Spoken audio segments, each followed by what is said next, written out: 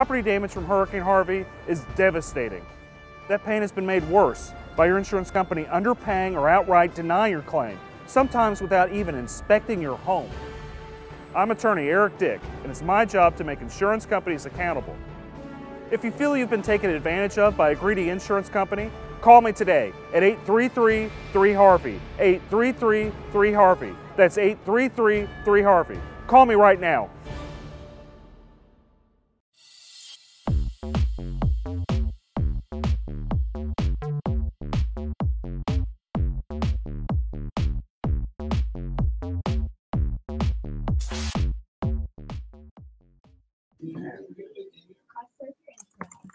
Opinions provided on the Eric Dick Show are for informational purposes only and not for the purpose of providing legal advice. You should contact your attorney to obtain advice with respect to any particular issue or problem. The opinions expressed on the Eric Dick Show are that of the hosts and guests and do not reflect the opinions of this station or iHeartMedia.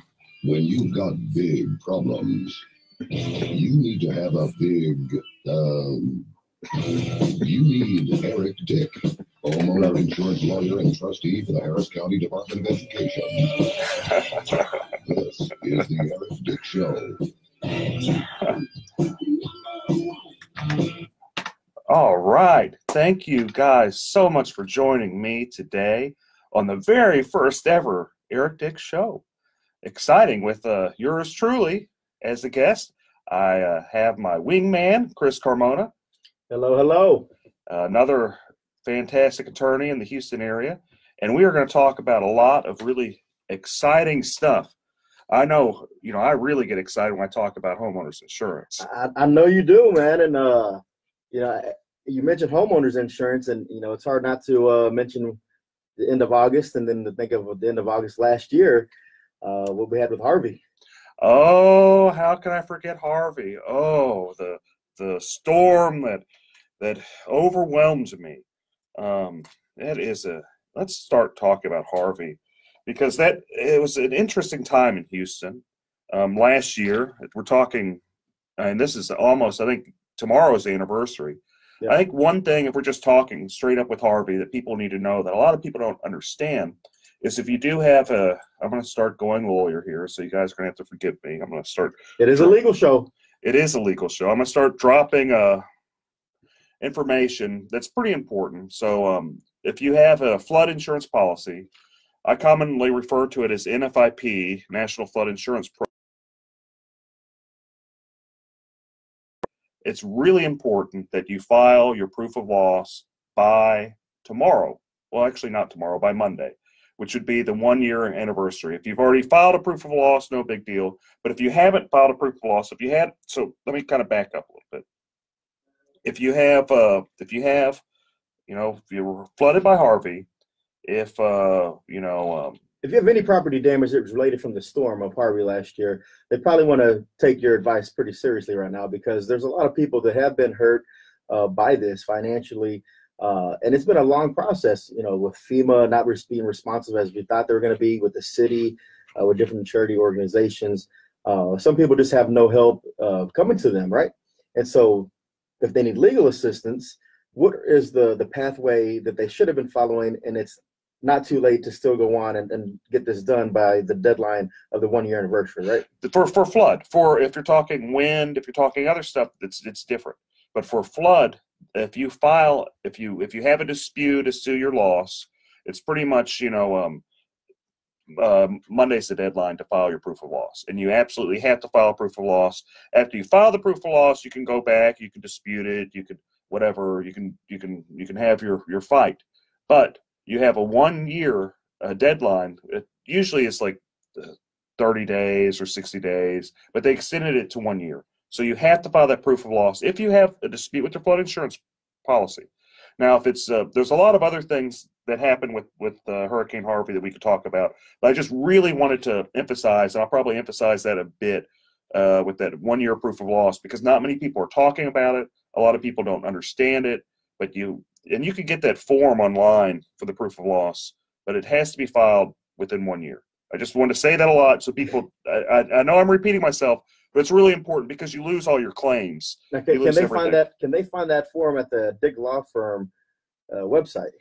I imagine they could. If I don't really do flood insurance claims very much. I do a few of them because there was I typically do first party insurance with my firm. If they called me or messaged me, I'd point you the right direction. But it's not really. And this is I'm not trying to get business from this at all. In fact, I kind of don't really want the business. I'm just trying to provide basic information that people should know. I'd hope they know, and they don't. But it's just not explained enough about the 1 year proof of loss. And no one's gonna highlight this and promote, come and file a claim by Monday. So it's a good thing that you're actually here today, telling all the listeners about this 1 year deadline to make sure that they do get that proof of claim in if they do have one before the deadline. Correct? Yeah, that's right. It's only for the flood insurance policies. The windstorm and all that is a completely different beast. It's completely different type of stuff.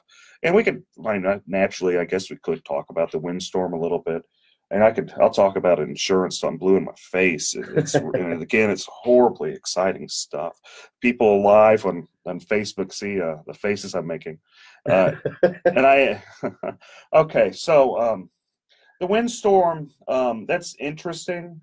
There was a lot of, whenever Harvey hit, there was maybe those that were here. Remember, there's a number of little tornadoes that tagged along all over the city, north side. Right after Harvey, I physically inspected a couple of buildings, and I was kind of amazed by the amount of wind damage. Where you had one building where the roof was torn off, where they flooded both ways, from the bottom up and the top down. And you see a lot of that in Houston. And what's sad, just from my own personal experience, is a number of insurance companies that just take this hard position that there just wasn't any wind damage at all, that Harvey was just a water event, and that's all it was. There's only flood. It didn't involve there was no winds, and it's just not true. And it just simply isn't true. Unless the stuff I've seen firsthand, and many of other people have suffered with the windstorm and the wind damages and the tornadoes that came through. So it's just sad that's kind of the state of affairs. I don't want to dwell on this whole insurance too much. And that's the thing. We've, as we approach the 1 year anniversary of Harvey, there's still a lot of families out there that haven't been given the assistance needed. And so, it's always right to make sure we remember those who have lost items. And, there were some lost lives in Harvey as well. One of Houston's most tragic events overall. And so when people and families are trying to rebuild their life, a year later, there's still things that need to be done. It's a good thing we have lawyers like Eric B. Dick there to make sure that they can advocate for people and for families to make sure that they can get their house back in order, even as we approach the 1 year mark. But it was just more than windstorm and flooding. You had a number of other factors kind of going on. You had the chemical plant that exploded that wasn't really expected, and that caused a lot of damage, a lot of craziness, a lot of collateral damage, just from the floods, the winds, everything that's associated with a catastrophic event. Eric B. Dick, Chris Carmona, we'll be back after this short break. Thank you guys so much.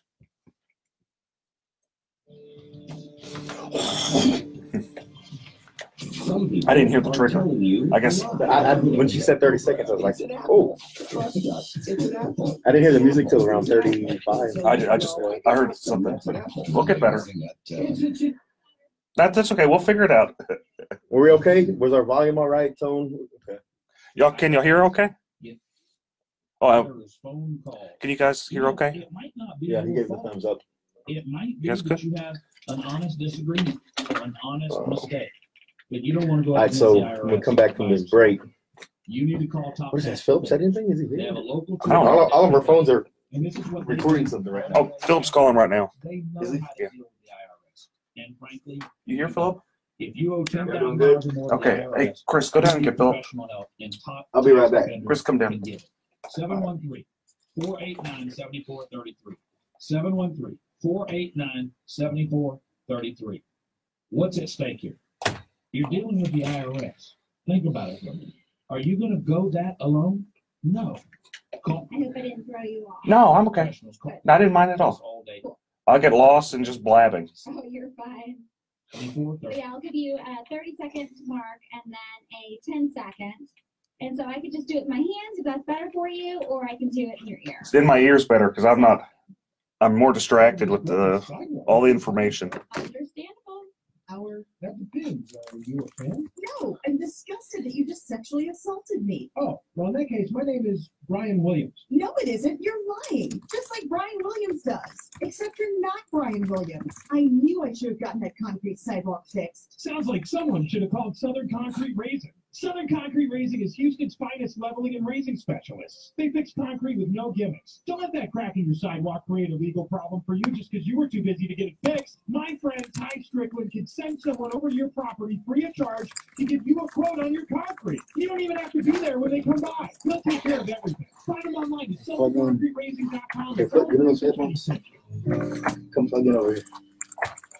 It's Greg Mike from 50 Plus. If you haven't taken a look lately at the UT Health Science Center Consortium on Aging website, you need to do Realize so. this They've is still freshened it up. There is so much information. We're there. back. Sorry about that. People like you, people Dumped y'all on the who are side. a little bit older That's negligent. and want to talk to somebody who knows people who are focused on our care, on geriatric medicine. I'm not geriatric yet, but hey, I'm old. Where you gonna sit? You gonna sit over there? Oh, with a plug in over here. UTH.edu/aging. That's UTH.edu/aging.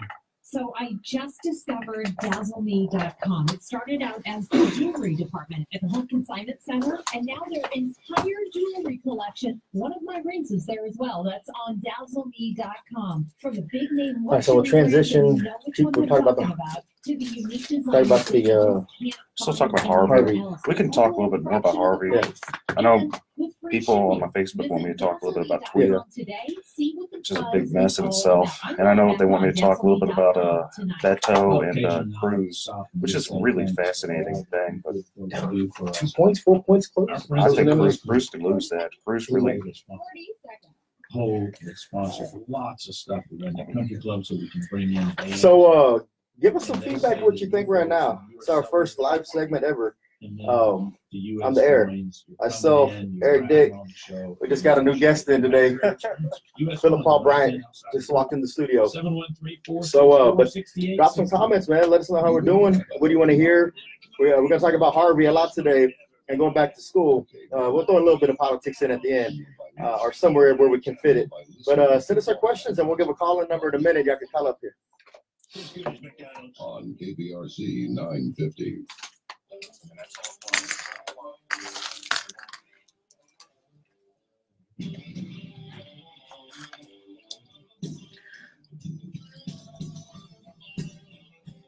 Okay. All right. Am I on? Oh, yeah. All right. All right. Oh, so exciting. We're back. Back for more. Couldn't get enough. Came Welcome back to the Eric Dick Show on KPRC 950 AM. Eric, so when we left off, man, we were talking about Harvey and its devastation. And just so we make sure we have everybody on the same page when it comes to the flood claims, they can go to FEMA.gov and actually pick up that application. Yes. Correct. And it's a proof of loss. Its deadline is Monday. It's 1 year. It was extended to 1 year. That's just, and I know we've talked about that a lot, but it doesn't hurt to say it again. But something else to talk about is so we're going with Harvey and all that. So TWIA, Texas Windstorm Insurance Association, which is kind of a nightmare in itself. There's been a lot of problems with TWIA, to be fair, since its conception. This isn't the first time that there are big problems with TWIA. TWIA is basically the last resort insurance company. It's government funded. It's for people off the coast, Galveston, Brazoria County, Corpus Christi, right off the coast. So whenever Harvey hit, it primarily did hit people that had policies with Texas Windstorm. I bring this up, the problems that Texas Windstorm has had in the past. So whenever Hurricane Ike was going on, they got in a lot of trouble. They basically decided that they just weren't going to pay anything, basically. And I know that's probably abbreviating too much. And it's only gotten worse since that time, right? I mean, we keep passing some laws to make it harder for homeowners to actually recover. And TWIA is a big part of that, correct? And then we wonder why the race between Beto and Ted Cruz is so close.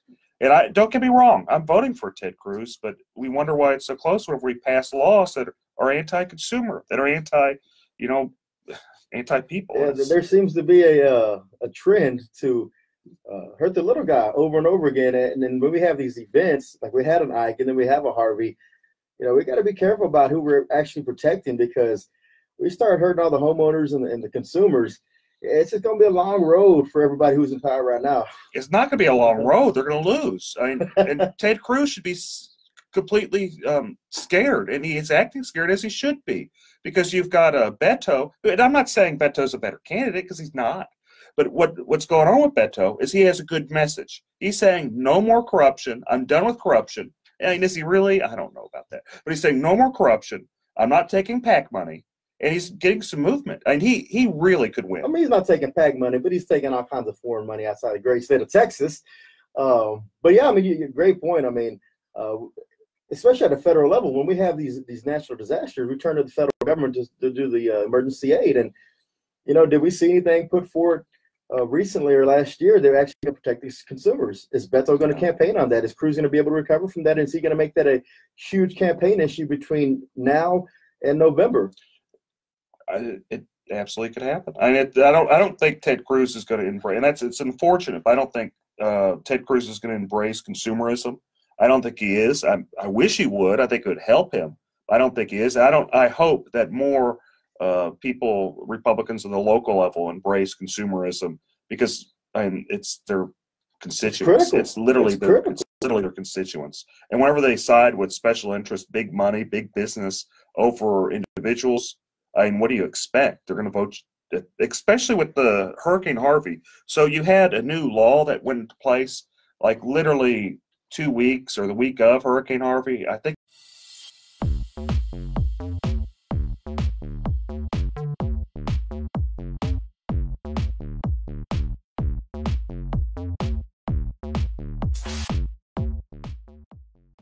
Feeding rocks. It should not be a crime to feed the homeless. Feeding rocks. A good Samaritan shouldn't be punished for acts of kindness. Feeding rocks. Because it's more of a crime to turn your back on a starving person. Feeding rocks. You shouldn't go to jail for sharing food. Feeding rocks. You can't in good conscience let a hungry person starve. Feeding rocks. Help us legalize charity. Go online and sign the petition. www.feeding.rocks. Feeding rocks. Did you suffer property damage during Hurricane Harvey only to have your insurance claim denied? This is Eric Dick. I think it's important that you know your rights. Hurricane Harvey may have been the most costly storm in history, and if your insurance company did you wrong because they didn't pay for your claim, well, you have the right to hire an attorney and sue them. You have the right to call me for a free consultation at 833-3HARVEY, 833-3HARVEY. Don't let your insurance company take advantage of you. Know your rights. Call me today, 833-3HARVEY. A local pastor is fed up, and he's challenging the Houston homeless feeding ordinance. And the city requires you to get a permit if you are going to share food. He can't get a permit because he doesn't know where he's going to share food. Philip Paul Bryan regularly keeps cans of tuna and water bottles in his car to hand out to homeless people, but under the current city ordinance, he's breaking the law. His attorney says Bryan does this because his faith teaches him to help the less fortunate. This law that's in place, it's a mean-spirited law. It's against, charity.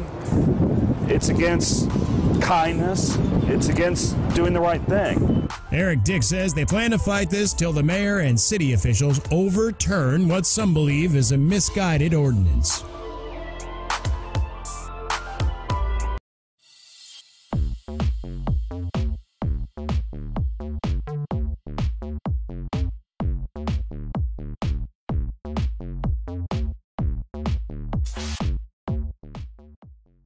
It might have even been maybe a couple days of Hurricane Harvey, 542A. And so this the Texas Insurance Code 542A, right? Yes, Texas Insurance Code 542A. And this was, and I'm gonna give you some quotes because, quote, greedy lawyers were filing claims, and that this is the rationale, because greedy, evil lawyers were filing claims, even though they're filing on behalf of their people that they're hired for. But lawyers only good whenever I guess you need one, right? And that's the joke. So these big bad lawyers. But it's greedy trial lawyers. You got to make sure you put in greedy trial lawyers. Yeah, because considering that there's more lawyers on the Republican side than there are the Democrat side, it's just nonsensical. It's just all that is. It's just big money being funneled from special interests for propaganda, and it's corruption, and there's a lot of stuff going on with that. But so you had that being pushed. You had the law changed where basically it's difficult. You have to have a high level of precision when you're making your demand letter. If you're not perfectly right, you lose your client's right to recover attorney fees. So guess what happens? It's not hardly any lawyers are interested in the cases. There's a handful of them, and I do those cases, but not a whole lot of attorneys do those cases.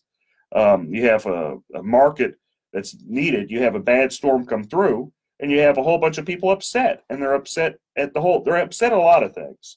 But this new law that got pushed by Republicans, that doesn't help. That doesn't help, especially in this year when you have a whole wave coming from Donald Trump. You have a whole national wave being pushed. It doesn't help. It's the resentment. It's the anti-alt-right movement this year. And when you have people, especially in Harris County and the Houston area and Galveston, remembering Harvey and remembering that the effect it still has on them, they're going to remember that in November. Who's helped them over this past year? Was it Republicans or was it Democrats? Or was it neither? Of course they are. And I'll tell you, just on a positive, because I'm a positive guy. I've been really impressed with Jack Mormon.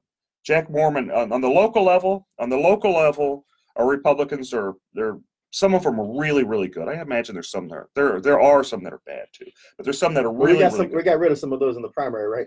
Yeah, some of the extremely corrupt judges, and there's a lot of that going on. We got rid of that, and we're still working. I know we've got, and I'm just going to say, we got a drunk chairman on behalf of the Harris County Republican Party that we got to deal with, but that's not either here or there now. Now what we got to do. Drunk on liquor or drunk on power? I think it's both. Probably both. It's both. He barely won. It cost $400,000 for him to win that race. Whenever I think his challenger spent maybe $5,000. Maybe $5,000. Yeah. So if you look at the dynamics, it's interesting.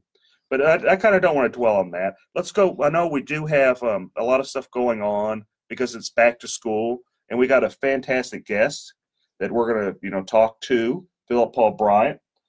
Good morning. Good afternoon. Good afternoon. Thanks for having me on.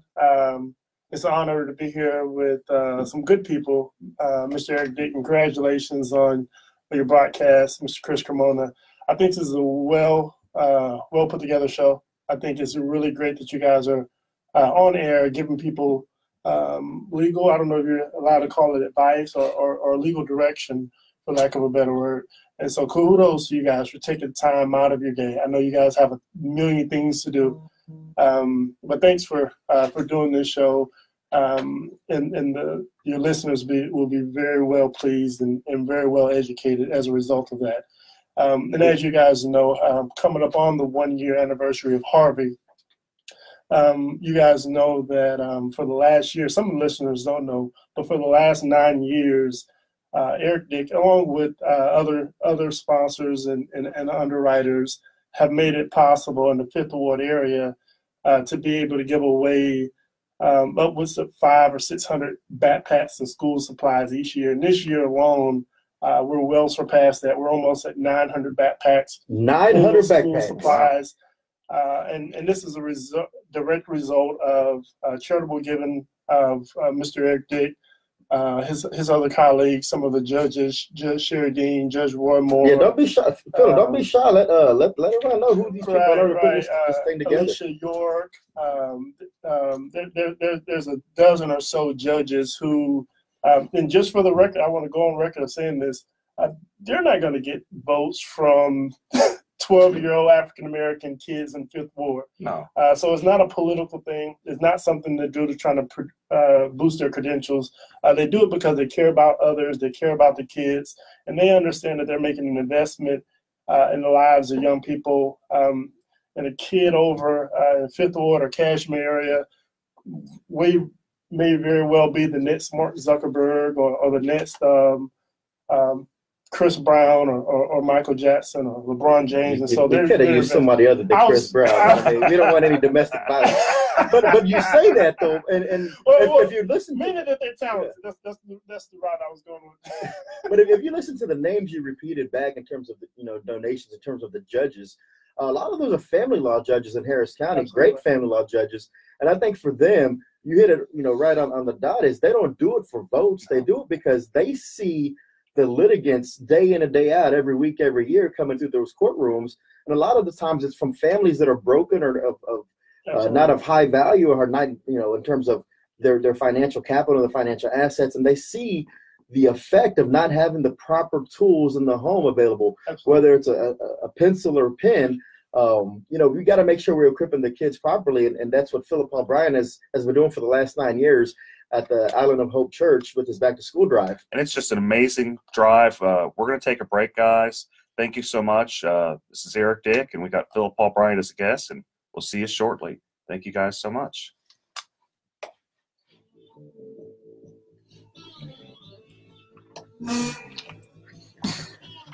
First of all, I want to Good job, Philip. Good job.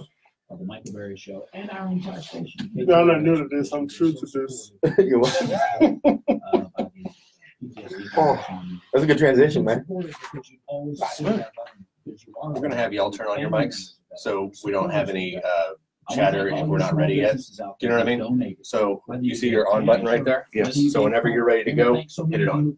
So right here? Yeah, coming back from the break? Yeah. Okay. Yeah. So yours is right over there. There you go. And then yours is right over there. On. There we go. Perfect. Okay, so it's off right now. It's off right now. So whenever you're ready to go. Cool. Okay. How's it sounding? Sounds great. Sounds really good. Yeah. Have you done radio before? I played with it when my brother's on air personality. And Oh, cool. All right. so I played with him sometimes. I used to. I haven't done it in probably 10 years. But. Comes back. Absolutely. Sounds great, guys. It's free. 877-717-PTSD.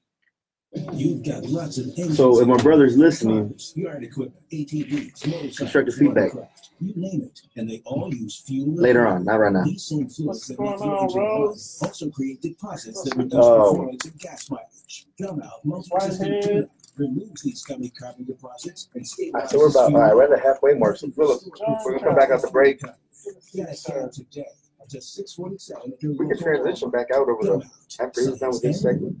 Transition back over to Harvey. Now, this tie over there. I got you. I'd like to also talk to, he brushed in some really great judges I'd like to talk about. I think Sherry Dean, she really is tough. Sherry's really good. I'd like to talk about Sherry. Sherry's really just, to be fair, if more Republicans did that, it wouldn't be a sweet county. Yeah, because Dean and Moore have been doing it from the beginning, right? Or almost from the beginning. Since they've been on No, actually, first year. Yeah. Eric, 2010. Judge Sheridan, and Judge Moore. 713-489. Actually, Chris Daniels, but he comes in and out sometimes. 489. Oh, CD? What's at stake? Let me take my face off the camera. Think about it. He tries. The experts call Oh, We can also talk about, I don't think we need to talk about the department. We can, but Hundreds of dollars by I don't think it's switching necessary. over. I'm as happy I don't think it's necessary. Oh, but we can talk about the bond vote today. That's really important. Transition. The bond vote's really important. Yeah, because that's happening right now. And it ends at what, 7?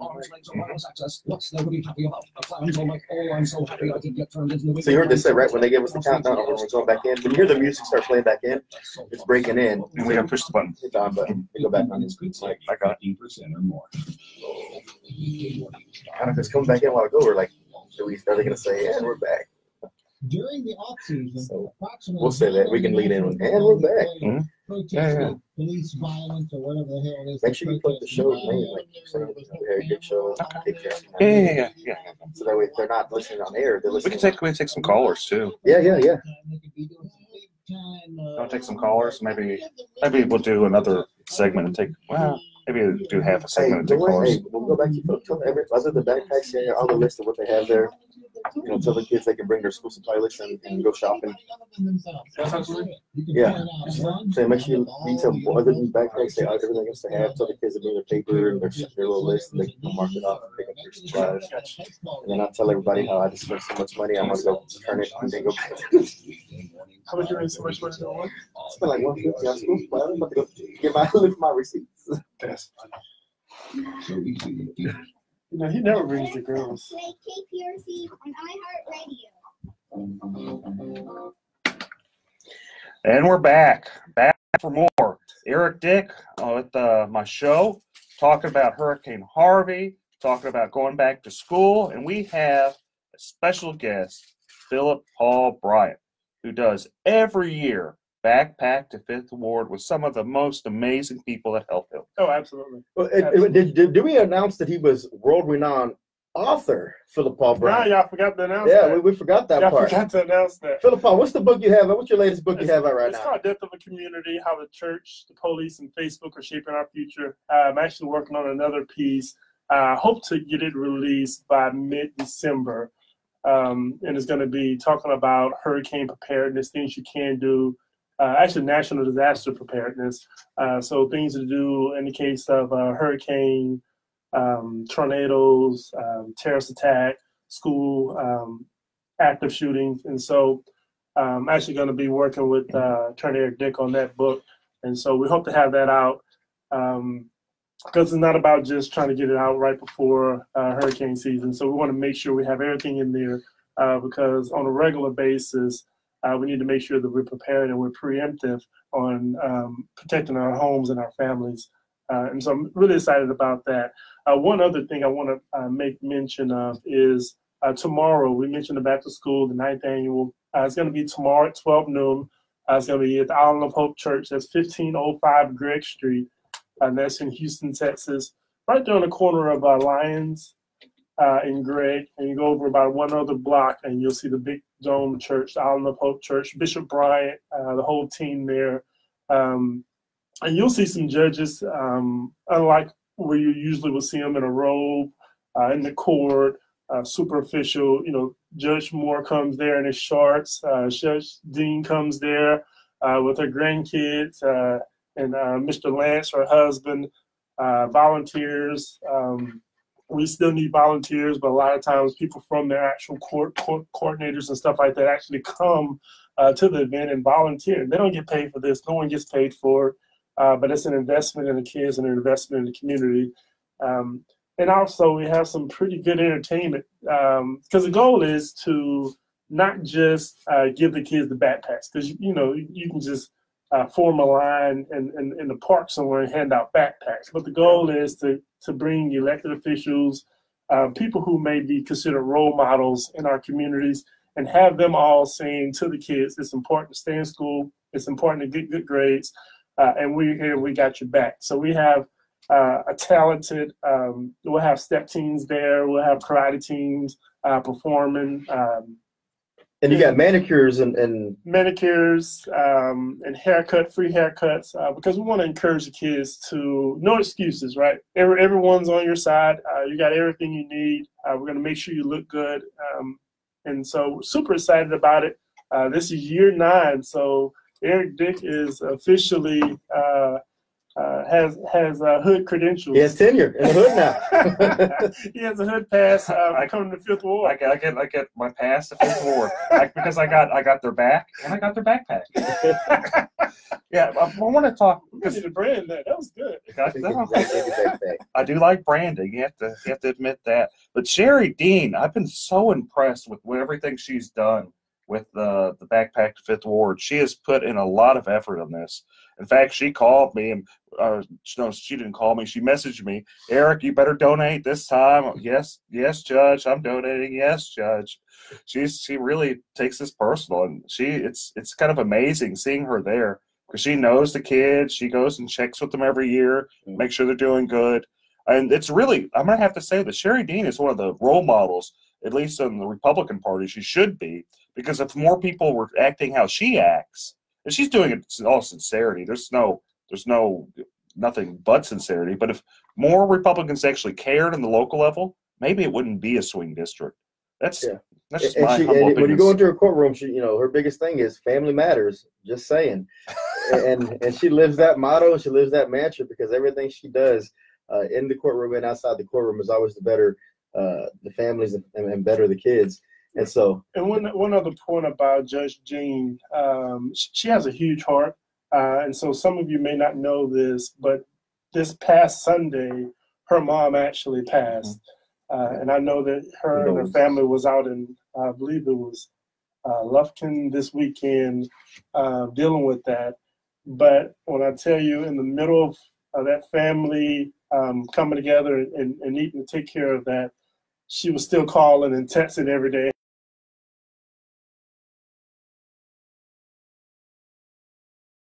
She's not doing it for show. She really cares.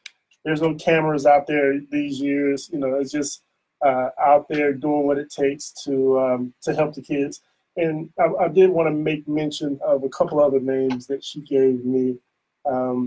Judge James Lambino. Oh, Lamberdino. Judge Lamberdino. Judge John Schmoody. Schmoody, yes. Judge Charlie Prime. Oh, Charlie's a really good guy. Judge Ron Moore, Judge Alicia York, and of course, Trustee Dick.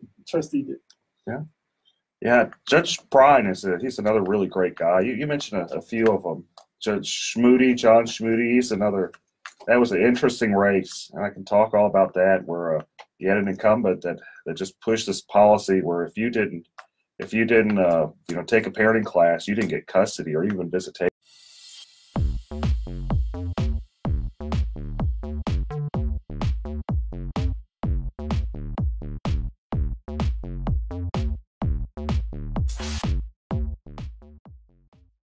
Property damage from Hurricane Harvey is devastating. That pain has been made worse by your insurance company underpaying or outright denying your claim, sometimes without even inspecting your home. I'm attorney Eric Dick, and it's my job to make insurance companies accountable. If you feel you've been taken advantage of by a greedy insurance company, call me today at 833-3HARVEY, 833-3HARVEY. That's 833-3HARVEY. Call me right now. Feeding Rocks. It should not be a crime to feed the homeless. Feeding Rocks. A good Samaritan shouldn't be punished for acts of kindness. Feeding Rocks. Because it's more of a crime to turn your back on a starving person. Feeding Rocks. You shouldn't go to jail for sharing food. Feeding Rocks. You can't in good conscience let a hungry person starve. Feeding Rocks. Help us legalize charity. Go online and sign the petition. www.feeding.rocks. Feeding Rocks. Did you suffer property damage during Hurricane Harvey only to have your insurance claim denied? This is Eric Dick. I think it's important that you know your rights. Hurricane Harvey may have been the most costly storm in history, and if your insurance company did you wrong because they didn't pay for your claim, well, you have the right to hire an attorney and sue them. You have the right to call me for a free consultation at 833-3HARVEY, 833-3HARVEY. Don't let your insurance company take advantage of you. Know your rights. Call me today, 833-3HARVEY. A local pastor is fed up, and he's challenging the Houston homeless feeding ordinance. And the city requires you to get a permit if you are going to share food. He can't get a permit because he doesn't know where he's going to share food. Philip Paul Bryan regularly keeps cans of tuna and water bottles in his car to hand out to homeless people. But under the current city ordinance, he's breaking the law. His attorney says Bryan does this because his faith teaches him to help the less fortunate. This law that's in place, it's a mean-spirited law. It's against, charity. It's against kindness. It's against doing the right thing. Eric Dick says they plan to fight this till the mayor and city officials overturn what some believe is a misguided ordinance. Have you suffered property damage and had your insurance claim denied? This is Eric Dick. I think it's important that you know your rights. Hurricane Harvey may have been the most costly storm in history, and if your home was damaged and your insurance company did you wrong, well, you have the right to hire an attorney and sue them. You have the right to call me for a free consultation at 833-3HARVEY, 833-3HARVEY. Don't let your insurance company take advantage of you. Know your rights. Call the Dick Law Firm now at 1-833-3HARVEY.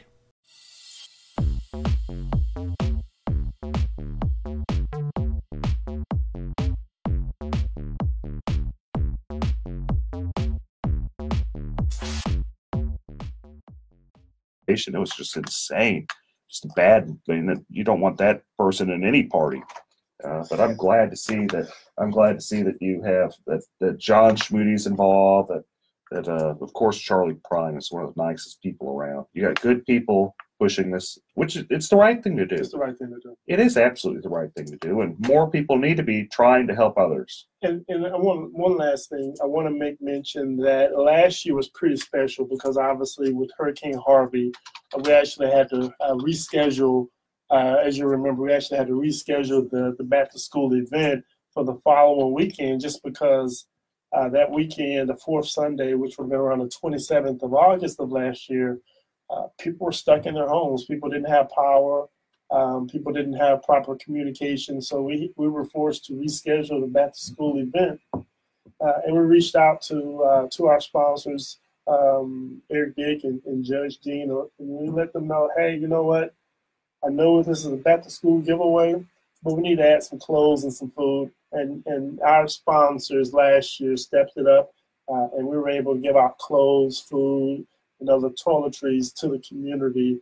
And so we're happy that this year we're not needed to give out additional clothes and food. But you won't turn them away if somebody brings some clothes up there and they have a lot. I mean, because kids do a lot, especially in ISD. A lot of them need the uniforms. Oh, absolutely. And it's still, people are still displaced a year later. So with this in mind, Harvey going back to school today is also, and there's also some other stuff going on today. You got a bond proposal. Today's the last day. It's election day for to add some more debt, and and there's a lot of confusion on this bond issue too, because when first we had the county judge specifically say he wanted this special election because he didn't want to have to campaign for himself and the bond in November. So he asked the governor to set this in August. And the governor's response was, you already have the money coming and it's now, so I don't know why you really need this, but I'll go ahead and set it for you anyways.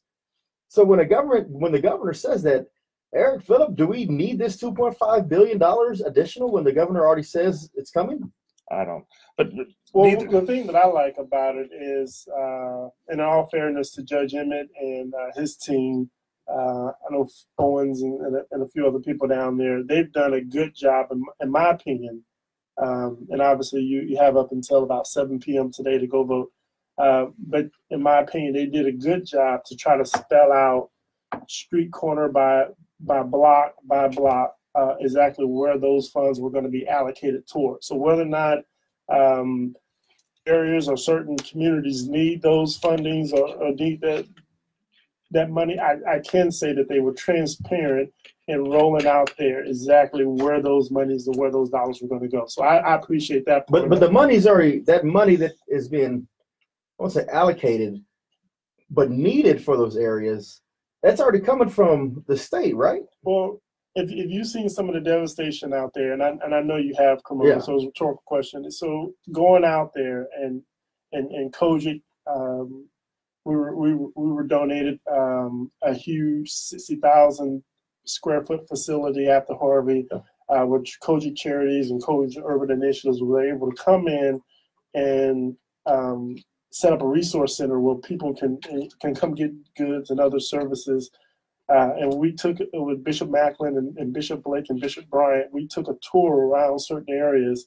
And if you were to see some of those areas and some of the devastation, and it wasn't just poor African American and Hispanic everywhere. Communities. It was everywhere. And if you were to see some of those areas, I guarantee it, from my perspective, you can't give enough money to one, to help those people be restored, and two, to try to prevent this from happening again.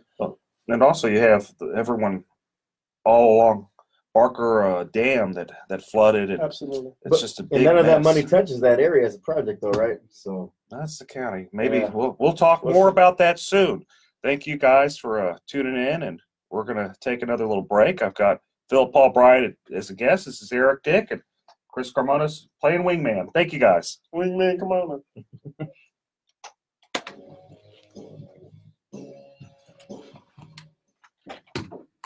Oh, Mr. Devil's Advocate over. No, that was good. That was good content. You Republicans, man, I tell you. That was good content. Republicans are supporting it. What are you talking about? It's just But some of the Republicans are. yeah, some of them are. I'm not necessarily, but it's just The enemy Republicans. it's just good. It's good talk. It's good stuff to talk about. It's good fodder. I do think that if Ed Emmett, if the city did more like how Ed Emmett was like, this is where the money's going, all that, they would have less blowback. With Yeah, I think he did. that was smart on campaign wise to build it out. But yeah, but when Abbott says you don't really need the money because it's coming, you have it around. It should be there by August. But go ahead, let's put it on the ballot. Yeah. Jack Morgan was there saying, "Do we really need to do this?" Yeah. You have to give fighting Jack. He's not been doing bad. I've been really impressed with how Jack's been campaigning. He's finally, yeah. I mean, I won't say he's been quiet. He just does his job. He doesn't ever do any hoorah and all that over the last 4 years. He's just in the community. That's all he is. He does his job. Unless you're in the community, you And don't then, see but like even 4 years ago, he didn't campaign. I don't think he had a 4 years ago. No, but this year, his campaign is it's pretty strong, man. That's a solid campaign. He's in the community. You think volunteer. I want to thank so many of you who just raised awareness. does a great You ever job. see much from Adrian? PTSD have a place to go. Adrian's a career politician that's just gone from spot to spot to spot.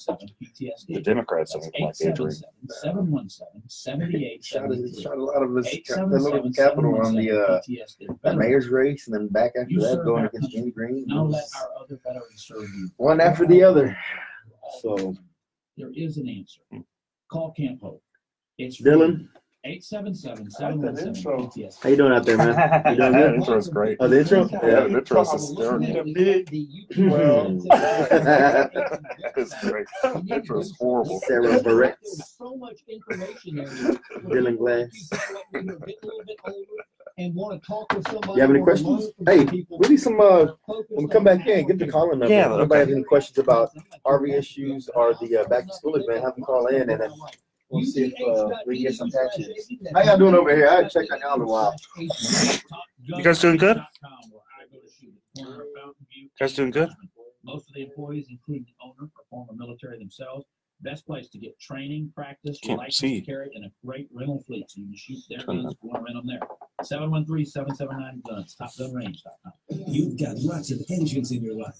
When, Cars, fire equipment, ATVs, motorcycles, watercraft, you name it. And they all use fuel and oil.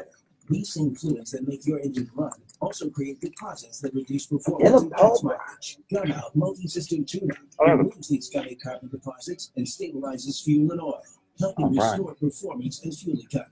Get a can today. Philip, we're talking about your book. I was actually going to spin that over to Philip Paul Books Library. Where can they buy this book that Philip speaks of? That's right. Oh, you can't get there by bus? You need to buy a new car? Philip Paul Bryant's cars. Used cars. You can't wake up in the morning. You need some coffee. Go to Phil Paul's Coffee House. That's right. 30 seconds. All right. Okay. 15 minutes could save you 15% or more from around town. The city of Houston to overcome our obstacles and our hurdles. That's funny though. The world is talking about it. Remember to hit your on button going back in. Ride home with Joe Pags. Lots going on, lots more to get to. Monday evening at 6 on KPRC 950.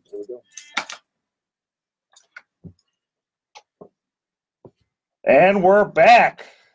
Eric Dick back with special guest Philip Paul Bryant is back to school, 9th annual Backpack to 5th Ward.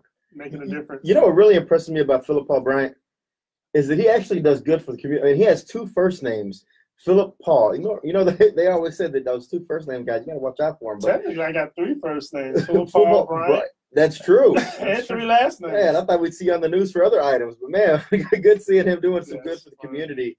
Philip's done a lot of good for the community for a lot of things. But anyway, maybe we'll take some phone calls. Maybe if anyone decides they want to call in. Yeah, if you have any questions about the back to school drive coming up tomorrow at the Ivanhoe Hope Church, or maybe any Harvey related questions about insurance claims, the process, feel free to give us a call. That number is 713-212-5950. That's 713-212-5950. Anyway, so we were talking about Harvey. maybe we'll go back, kind of talk a little bit more about Harvey, the bond election. I know it's the elections today. So what I found like good, I mean, I almost always vote no if it involves a bond election or any type of tax increase. It's hard for me to vote yes for that. But having said all that, so you could probably figure out where I'm going to vote. But having said all that, what I am really impressed with is how Ed Emmett kind of positioned this. Not that he kind of weaseled into avoiding the general election. I'm not very impressed with that, but I am impressed with how he explained basically what they needed, where the money's going to be spent. And I think that level of transparency, kudos to you, Ed Emmett. Kudos to, the team that's campaigning on that. I am also impressed that Jack Mormon, he stood up. He's like, do we really need to be doing this? And I have to say, I know it's a hot race, but Jack Mormon has been doing just such a killer job in his campaign. I've been nothing but impressed with that guy. And he won just out of a complete fluke. He's another great example of how Republicans should kind of campaign, how their positions should be, because he just cares about his community. He really does. And that's where you see the success. In Harris County, and especially a lot of urban areas around the country, it's when you truly care about the community and where you live, and you're making that voter contact and not considering voters, but actual people in your district. That's where you're seeing the success in these candidates and people like Jack Mormon. I mean, doing it right and knocking it out the park. Yeah, and in Jack, it's like he won. It was just a complete fluke because Sylvia Garcia had like $2 million, $3 million she was just sitting on. She thought she was going to walk with the race, and Jack had like 2 pennies to his name. His campaign was pretty much bubblegum and shoestrings. The guy, he's just struggling to get. It'd be like just some guy just decide they're going to run for office. They run and they end up winning. And they're kind of, I'm sure he was taken back, blown away. No one expected Jack Mormon to win. It's almost like Helena Brown in 2011. It's actually, it is similar to that, but it was more mind-blowing because it was such a large spot. And you had fighting Jack Mormon just go in there. And he's been doing a good job since. I'm really impressed with him. I really am. And there's not a whole lot of people I am impressed with, but I'm really, really impressed with Jack Mormon. Speaking of being impressed, again, tomorrow, the 9th annual Island of Hope Backpack to 5th Ward back to school drive. Philip Paul Bryan has been doing that impressively for the last 9 years, and having the big support from Eric Dick and Judge Sherry Dean and Judge Warren Moore, and then now a host of other judges have jumped into the fray, family law judges, and it's going to be a huge event tomorrow. So make sure y'all come by and check that out. That's from 12 to 2:30. 12 to 2:30. Now, other than the backpacks, what else are you going to have there, Philip? We're going to have school supplies, man. We're going to have everything that they need as far as starting school. And I know some kids have already started school. I believe HISD starts on Monday. And so and I encourage parents, if you don't have any kids or kids are grown, come on out, volunteer. Because you can make a difference just by encouraging a kid to stay in school, get good grades, and just let them see some positive role models. You're familiar with the area, 5th Ward. There's a lot of questionable stuff going on around there. So to see some positive influences, we got a liquor store about 3 blocks away where every day when kids walk home from school, they'll see behind a liquor store just a crowd of people just drinking and hanging out. And so to push on them some positiveness, some you can do it. It'll go a long way. So you never know exactly what's going on in the home. And so just to be that unbiased voice of saying, hey, you can do this. I think you're going to be great. What do you think about being a doctor? What do you think about being an attorney? What do you think about running for office one day? Hey, you can be an astronaut or run for president. So just to have different voices, encourage kids. So come out, volunteer. If you think your kids already have everything they need, then bring them out anyway and let them rub off some of their good home training off on some kids who may not be as fortunate. So 1505 Greg Street, that's tomorrow at 12 o'clock sharp. We're going to have drill teams there. We're going to have praise dancers, karate performances. It's going to be one big party, huh? It's going to be a back-to-school party. And again, kids, parents, bring those school lists with you. You can go and do your shopping there if you haven't done so already. Absolutely. I know I spent about $150 on my 2 girls this past week. I may go take that back to Walmart or Target and do my shopping at Island of Hope tomorrow. If there's some supplies left for the people who really need. They may take your Republican Hey, you said you had plenty. Okay, guys, okay. So we got kudos to you, Philip. You're doing a great job with Island of Hope. You got great people backing you on that. And I guess we're gonna finish up the show. Maybe. Yeah, if you have any questions, again, call in. The number again is 713-212-5950. Then feel free to call in, but let's kind of maybe transition this a little bit. The show is going to be on weekly. The next 2 weeks we're not going to be on because of U of H football, but we're getting our sea legs. We're coming back. We're going to have a lot of other great local guests.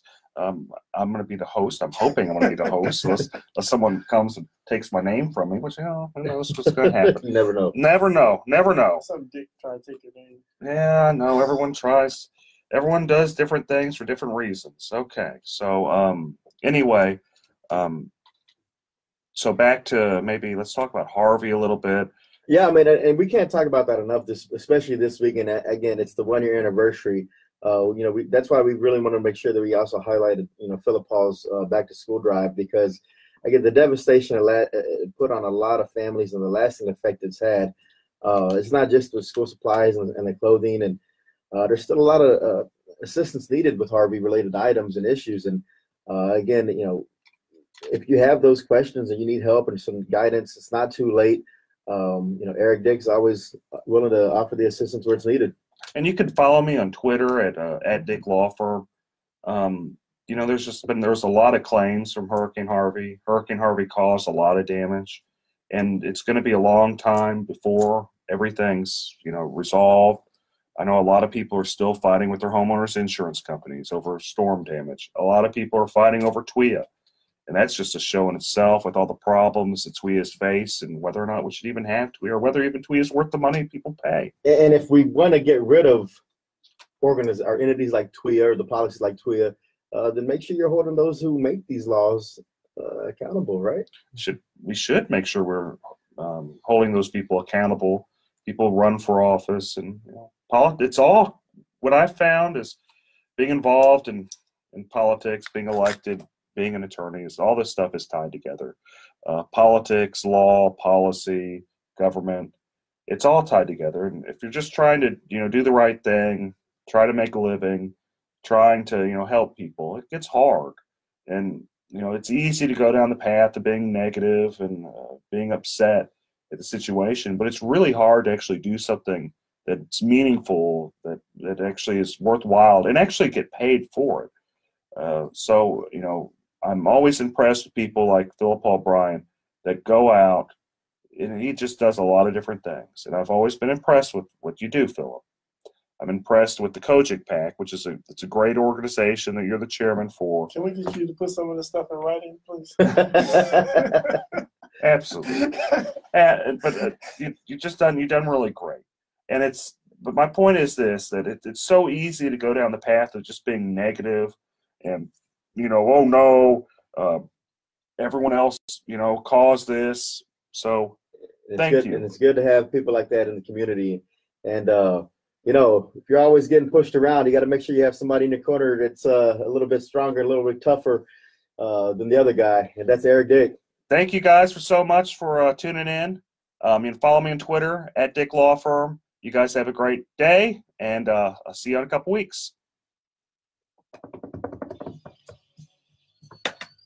Thanks, guys. You have a great one.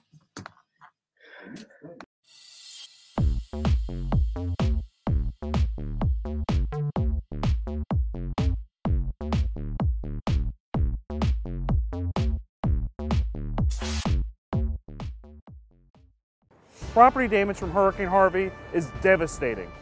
That pain has been made worse by your insurance company underpaying or outright denying your claim, sometimes without even inspecting your home. I'm attorney Eric Dick, and it's my job to make insurance companies accountable. If you feel you've been taken advantage of by a greedy insurance company, call me today at 833-3-HARVEY, 833-3-HARVEY. That's 833-3-HARVEY. Call me right now. Feeding rocks. It should not be a crime to feed the homeless. Feeding rocks. A good Samaritan shouldn't be punished for acts of kindness. Feeding rocks. Because it's more of a crime to turn your back on a starving person. Feeding rocks. You shouldn't go to jail for sharing food. Feeding rocks. You can't in good conscience let a hungry person starve. Feeding rocks. Help us legalize charity.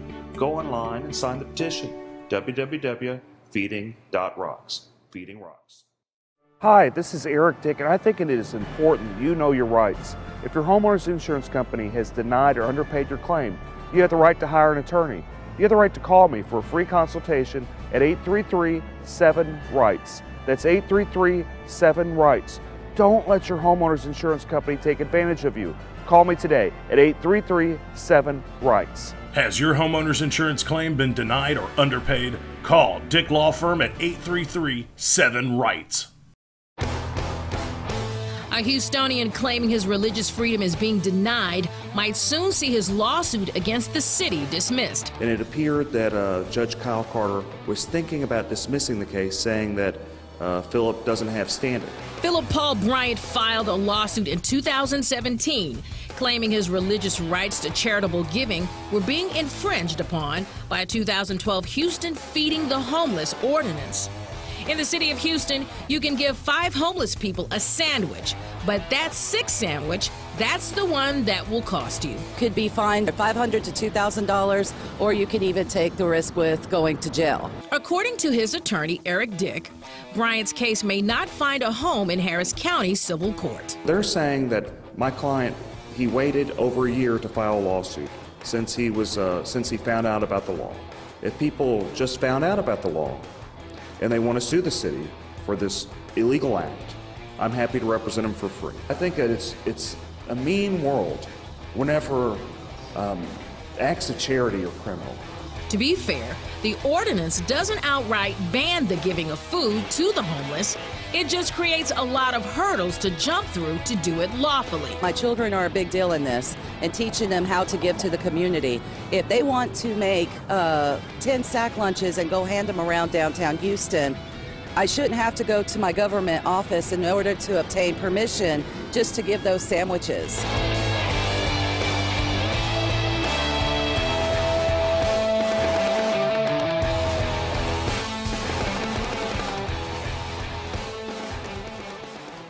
Hi, this is Eric Dick, and I think it's important that you know your rights. If your homeowner's insurance company has denied or underpaid your claim, you have the right to hire an attorney. You have the right to call me for a free consultation at 833-7-RIGHTS. That's 833-7-RIGHTS. Don't let your homeowner's insurance company take advantage of you. Call me today at 833-7-RIGHTS. Has your homeowner's insurance claim been denied or underpaid? Call Dick Law Firm at 833-7-RIGHTS. Breaking the law, one meal at a time, feeding the homeless.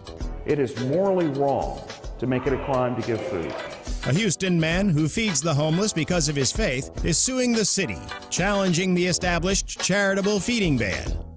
The often debated ordinance has banned sharing food in public groups of more than 5 people without today. The city wants to dismiss Philip Paul Bryant's lawsuit. That's a crime? What does this world come to? It's a sad day whenever trying to prevent a fellow human from starving. Question Houstonians will continue to ask as long as the ban remains.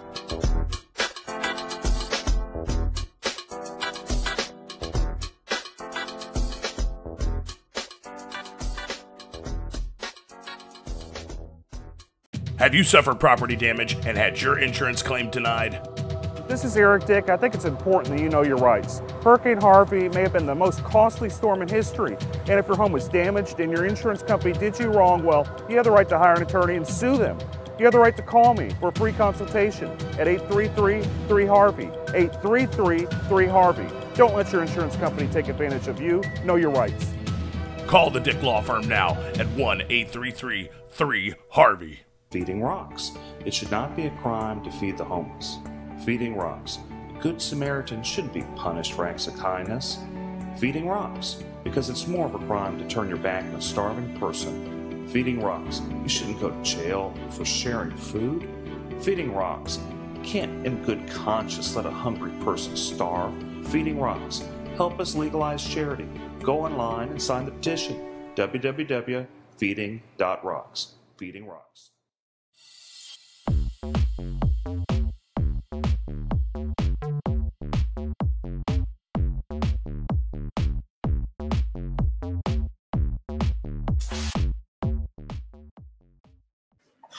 Huh. Y'all heard that? You hear that? Yeah, y'all heard that? Y'all need to contact your lawyer before you're listening to this show. It's so spicy. We got so much juice going on today. You better just pull over, call your lawyer right now, and ask him. There's a lot of people that probably should have called the lawyer before having any other discussions with other people. But, man, welcome to the Eric Dick Show. Man, good to be back on a Saturday afternoon, 1 o'clock. It's Eric B. Dick, the homeowner's insurance lawyer, joined today along with myself, Chris Carmona, and our special guest, Ray J. Black Jr. Oh, boy. And we just got a great, juicy show. Let's just go right at it. What is it? Hurricane Michael hit, and oh, boy, did it just wipe out Florida. Florida's gone. Man, that is one of the worst hurricanes we've seen here in Florida in a while. But, you know, Houston, we kind of have that, well, what about us type of feeling. And as bad as it was for Florida, we always remind ourselves about Harvey last year. But that's a good reminder that, you know, so many other states and people from around the country, they came through. They picked up the slack and helped where Houstonians needed it, where Texas needed it. So if you have the ability, you know, we got to make sure we pull together and help out Floridians as well. You're right, man. The worst thing that could happen, you spend few $1 million at a house, and those houses down Pensacola, they're just beautiful, and it just gets wiped out. I hope their insurance companies treat them right, which they probably aren't. But I hope I'm going to be optimistic for a moment. I'm hoping they're going to do the right thing. Eric, do you think they're actually going to do the right thing? No. How long have you been practicing insurance law? 10 years. And you've been fighting for the homeowners for over 10 years, right? I have. Yes, and out of that 10 years, how many times have the insurance companies done the right thing when it comes to covering these types of losses? Maybe 2. 2 times. Better call Dick. Okay. So we know Hurricane Michael hit, but we got a lot of other hurricanes brewing in local politics. Man, which one do you want to start with? The firefighters versus the mayor? I think we need to talk about the firefighters versus the mayor. We got to bring our probate judge in on this to get his opinion. Yeah, because you know what? That is an important thing. Our special guest today is attorney Ray J. Black Jr. He's also running for probate judge in court number 2, I believe. That's correct. In Harris County. Now, how important is the probate court system in Harris County? Well, the probate courts, technically a court of last resort, if you will. I mean, that's the last place everybody goes, right? and when people do pass away and they have some types of defined benefit plan, such as a pension, we see with the firefighters, that can sometimes be litigated in the probate courts, correct? Absolutely. Anything that's related to an estate of a firefighter passed away, that's something that absolutely would be litigated potentially in probate court. So with this, the importance of the probate courts, the importance of firefighters, Eric, give us a rundown, man. What's going on with the fight between the mayor and the firefighters? Oh, Sly Turner? Sly. He's a sly man, isn't he? He wants to have his cake and eat it too. I mean, he's what the firefighters, what my people say, they call Turncoat Turner. he begged them, oh, please, guys, you guys need to support me because that old bad Bill King, he's going to take it all from you. He's gonna, really throw you right under the bus. And lo and behold, the first chance old Sly got, he just threw those poor firefighters under the bus. He thinks that making $27,000 is just fine. Now, from what we know, is Houston is not on par with the rest of the major metropolitan cities across the country in terms of firefighter pay, are they? Not even close. Just starting off, you make $27,000 being a firefighter. And I mentioned that Because if I ever stroke out, right, which I'm hoping I don't stroke out, don't want to stroke out, hoping I don't stroke out. Prayers for Eric. You know, but if I do, I hope the firefighters, you know, they aren't too busy working their spare jobs, falling asleep for working their spare jobs, so they can actually, you know, I want them to be able to be, you know, make an honest living and be able to take care of people. So whenever they're stroking out, they can actually go help them. I mean, isn't that a novel idea? It is. I mean, I think all of Houston heroes should be adequately compensated. Mr. Black, what do you think? Well, unfortunately, what I've seen and just going out and about campaigning is this issue has pitted the police officers against the firefighters, which is unfortunate because they both serve our public at large, and we need both adequately equipped and adequately compensated. And so it's unfortunate that you've got this issue, and I've seen statistics like you've mentioned, Chris, where our firefighters don't compare well with other metropolitan areas, and I don't know what the answer is, but it's unfortunate that it's turned out the way it is, where the two groups are at each other and on an issue that you would think would be something everybody could come together on. They should. Whenever I ran for mayor, and most, you know, I took the playbook from Rob Mosbacher. You know, public safety, your infrastructure, your basic city services, your necessities. You pick a few things, do a good job at it. But I don't see how we're doing a good job with public safety whenever our poor firefighters, they're making $27,000 a year. And we can all agree in this room, I think, that there's plenty of money in the budget being wasted in other areas of city government that aren't really necessary services that could be used for the firefighters' pay. What are you talking about? All that great art and the bike trails. So I think I love the bike trails. We have to have a green city, Eric. You have to have a green city. Well, you know, I know, but it might be on fire, but it'll be a green city. Yeah, that's a good point.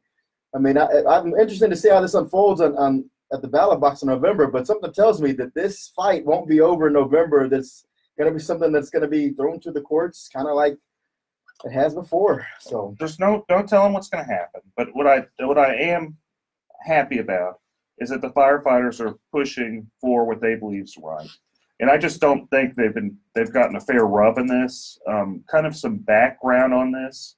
Like how with the firefighters, they had a kind of a better pension, and in return, they were paid less.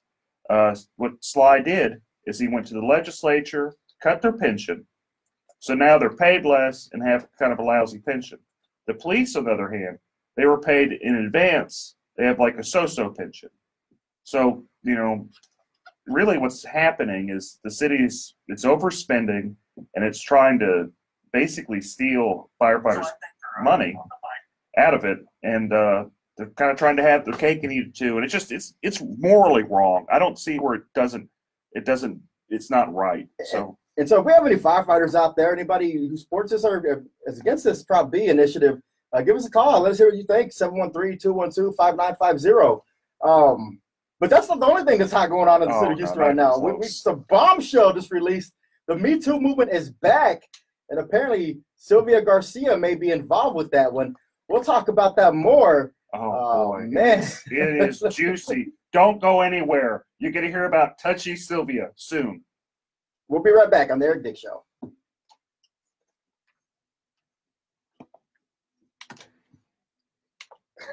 You like that, Touchy Sylvia? Lord have mercy. I don't know. I like it. We'll go with it. Don't be rash when you do that. Don't be rash. Oh, I'll try not to be rash. I want to know where it was going before the clerk or the other lady interrupted and unlocked the door.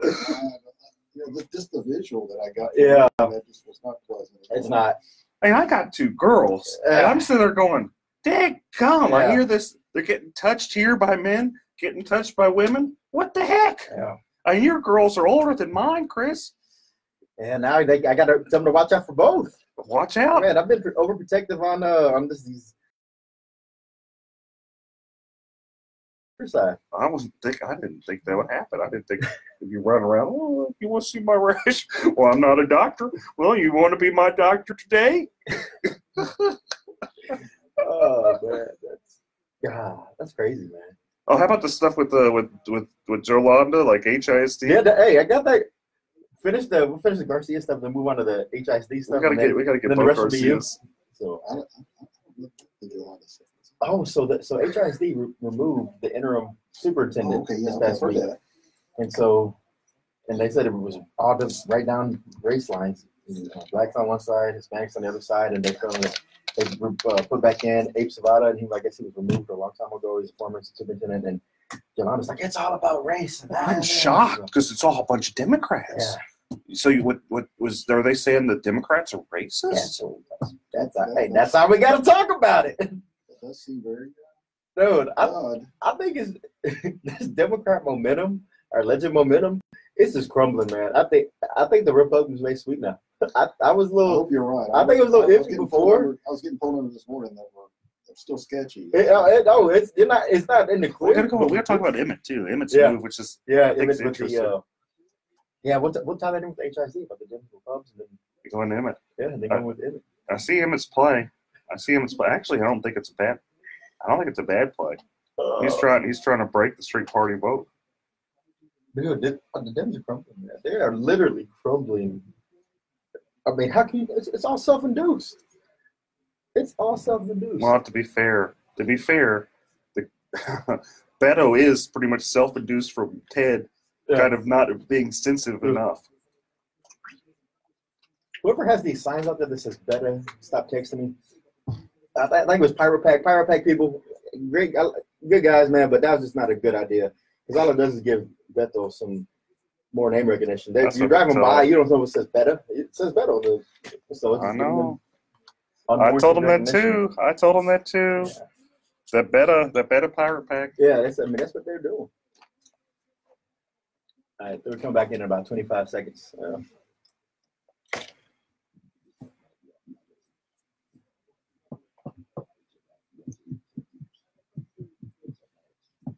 Yes, Roseanne, you know what I'm talking about.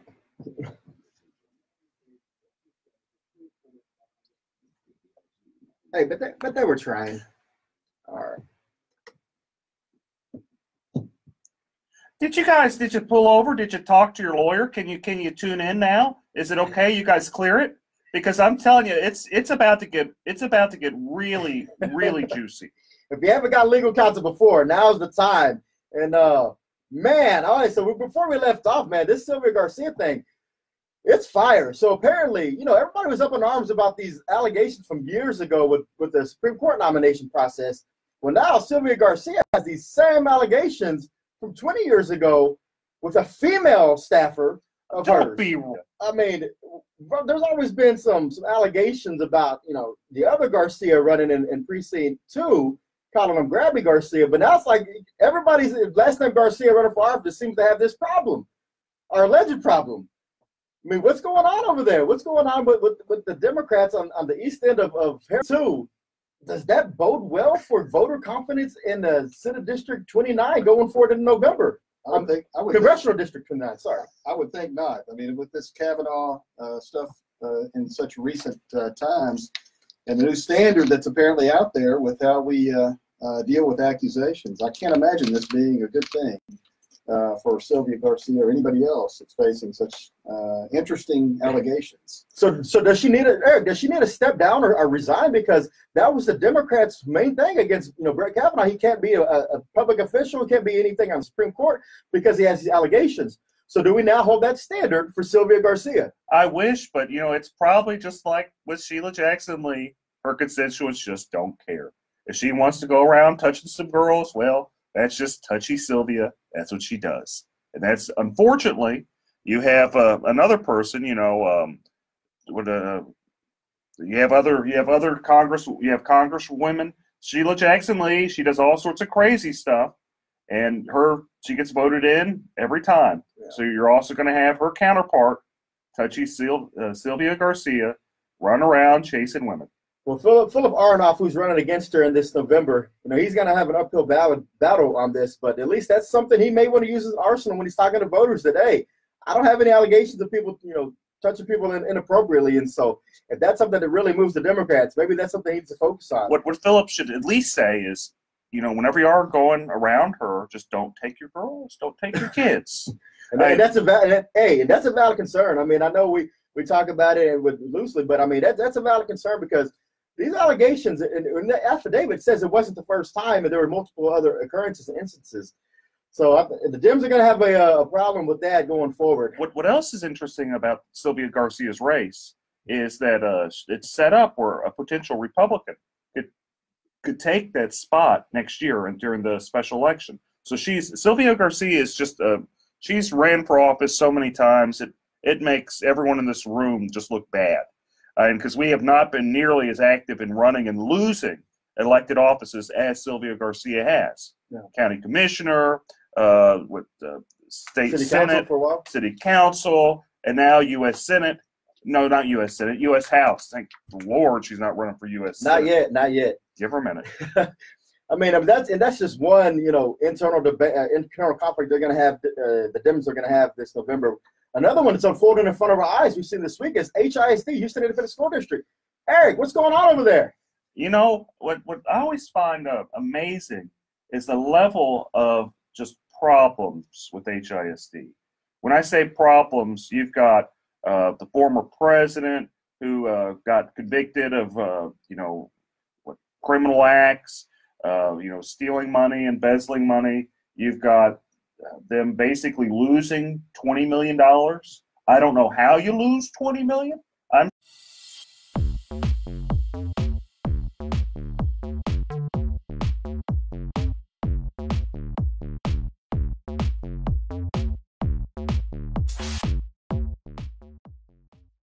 Property damage from Hurricane Harvey is devastating. That pain has been made worse by your insurance company underpaying or outright denying your claim, sometimes without even inspecting your home. I'm attorney Eric Dick, and it's my job to make insurance companies accountable. If you feel you've been taken advantage of by a greedy insurance company, call me today at 833-3HARVEY, 833-3HARVEY. That's 833-3HARVEY. Call me right now. Feeding rocks. It should not be a crime to feed the homeless. Feeding rocks. A good Samaritan shouldn't be punished for acts of kindness. Feeding rocks. Because it's more of a crime to turn your back on a starving person. Feeding rocks. You shouldn't go to jail for sharing food. Feeding rocks. You can't in good conscience let a hungry person starve. Feeding rocks. Help us legalize charity. Go online and sign the petition. www.feeding.rocks. Feeding rocks. Have you suffered property damage and had your insurance claim denied?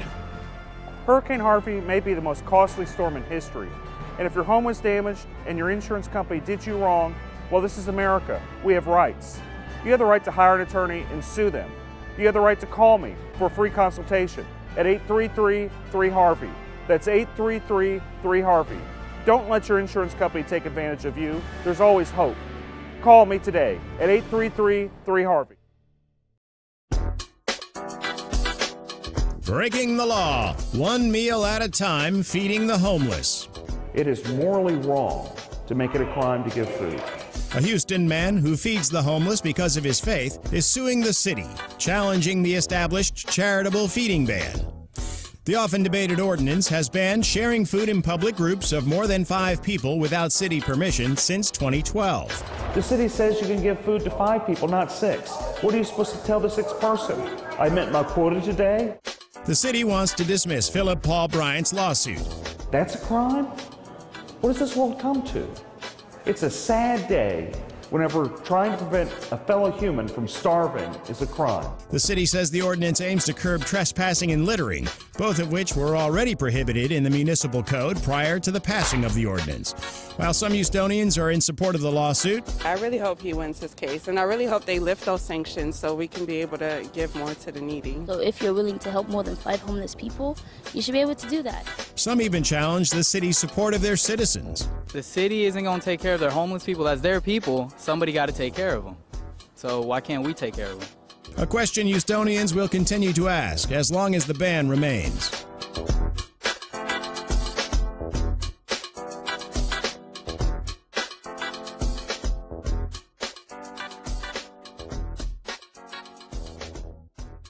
Have you suffered property damage and had your insurance claim denied? This is Eric Dick. I think it's important that you know your rights. Hurricane Harvey may have been the most costly storm in history, and if your home was damaged and your insurance company did you wrong, well, you have the right to hire an attorney and sue them.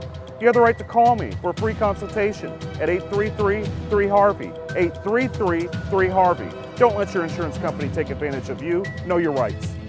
Call the Dick Law Firm now at 1-833-3HARVEY.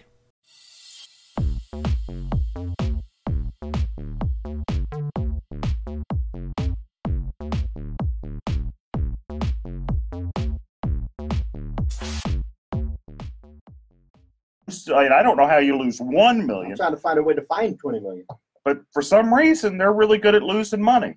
But now, apparently, this is the most Democrat HISD we've ever had. Every single person there is a Democrat. I don't even know if there's a man there. I think it's all female Democrats. Well, Sergio Lira just got elected to replace Manny Rodriguez in that special election last year. So you do have him on there. So you have one man. I think that everyone else is a woman.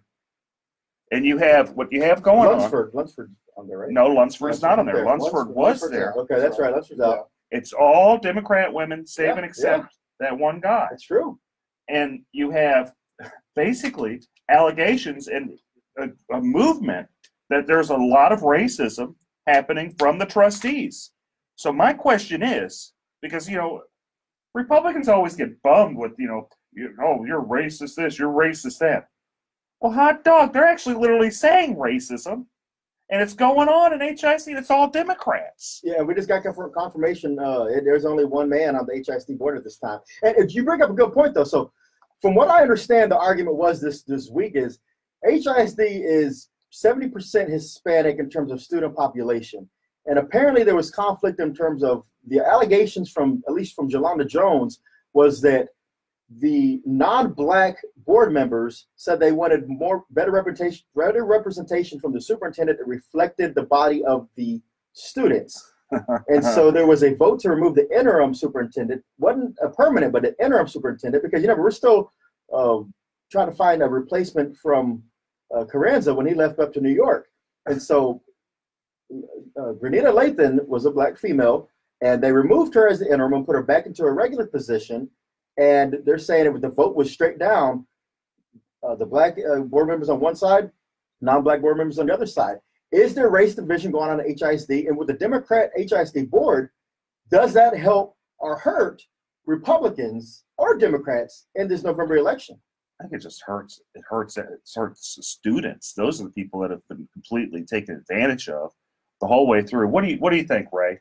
Well, the issues clearly impede what the board is there to do, which is govern for the sake of the students. And this HISD has had a history of poor governance because of issues like this that take apparently precedence over what they're elected to do. And I think it sounds like, regardless of the makeup of the board politically, it sounds like if you view every problem as a nail, every solution is the hammer, and that's what they do, regardless of who's there. And the students, as Eric said, are the ones that lose out.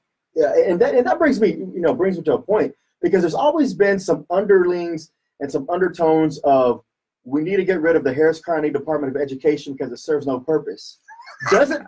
But when you see HISD in such disarray, couldn't you make the argument that the Harris County Department of Education can actually be the hero in these types of incidents? And is there a role, Eric, you're a trustee on the board, is there a role that the Department of Ed could be playing in this scenario? I'm actually the vice president there too, and we'd be full government entity. I thought it was redundant to HISD, and as I've looked at it, kind of looked more in detail on it, anything that kind of takes away from HISD is a good thing. Because there's no saving it. Pick them up, separate them out. That's what I think would be the best role for the Department of Education. Absent that, trying to do what it can to not be exceptionally wasteful, which is easy. Yeah. All the department has to not do is take a bunch of money and get some gas and just set it on fire. As long as they don't do that, we're good. Because the Department of Education actually runs at a surplus. They're never over budget. They actually are probably the most efficient countywide government organization. Is that correct to say? That actually is, it's true. We are $30 million in the black. Usually these government agencies involving education are in the red, but we're $30 million in the black, $100 million budget a year. We do a decent job. I'm not going to give it an A. I'd give it like a B minus, C plus. It has room for improvement. But what it's not doing is taking money and just throwing it away like HISD. Yeah, and that's the problem with HISD, man. Is just watching that this week and seeing how, again, that racial divide, how these students are going to be the ones affected. You know, they're going to start having that tension. I don't want to see a black versus Hispanic rivalry start in the city of Houston. I don't want that going, started in HISD, in the schools or on the board. But I'm sure it's going to, we say political affiliation doesn't matter, but they're all Democrats and they're going to start turning on each other. There's going to be a lot of people who start saying, don't vote for Democrats, don't vote here, don't vote there. And so there's going to be a lot of party switching or party lines being drawn. And we'll talk about some other star-studded county officials who are also going to say, jump over party lines when we come back. Don't go anywhere. Eric Dick Show. We're just warming up, folks. You better talk with your lawyer.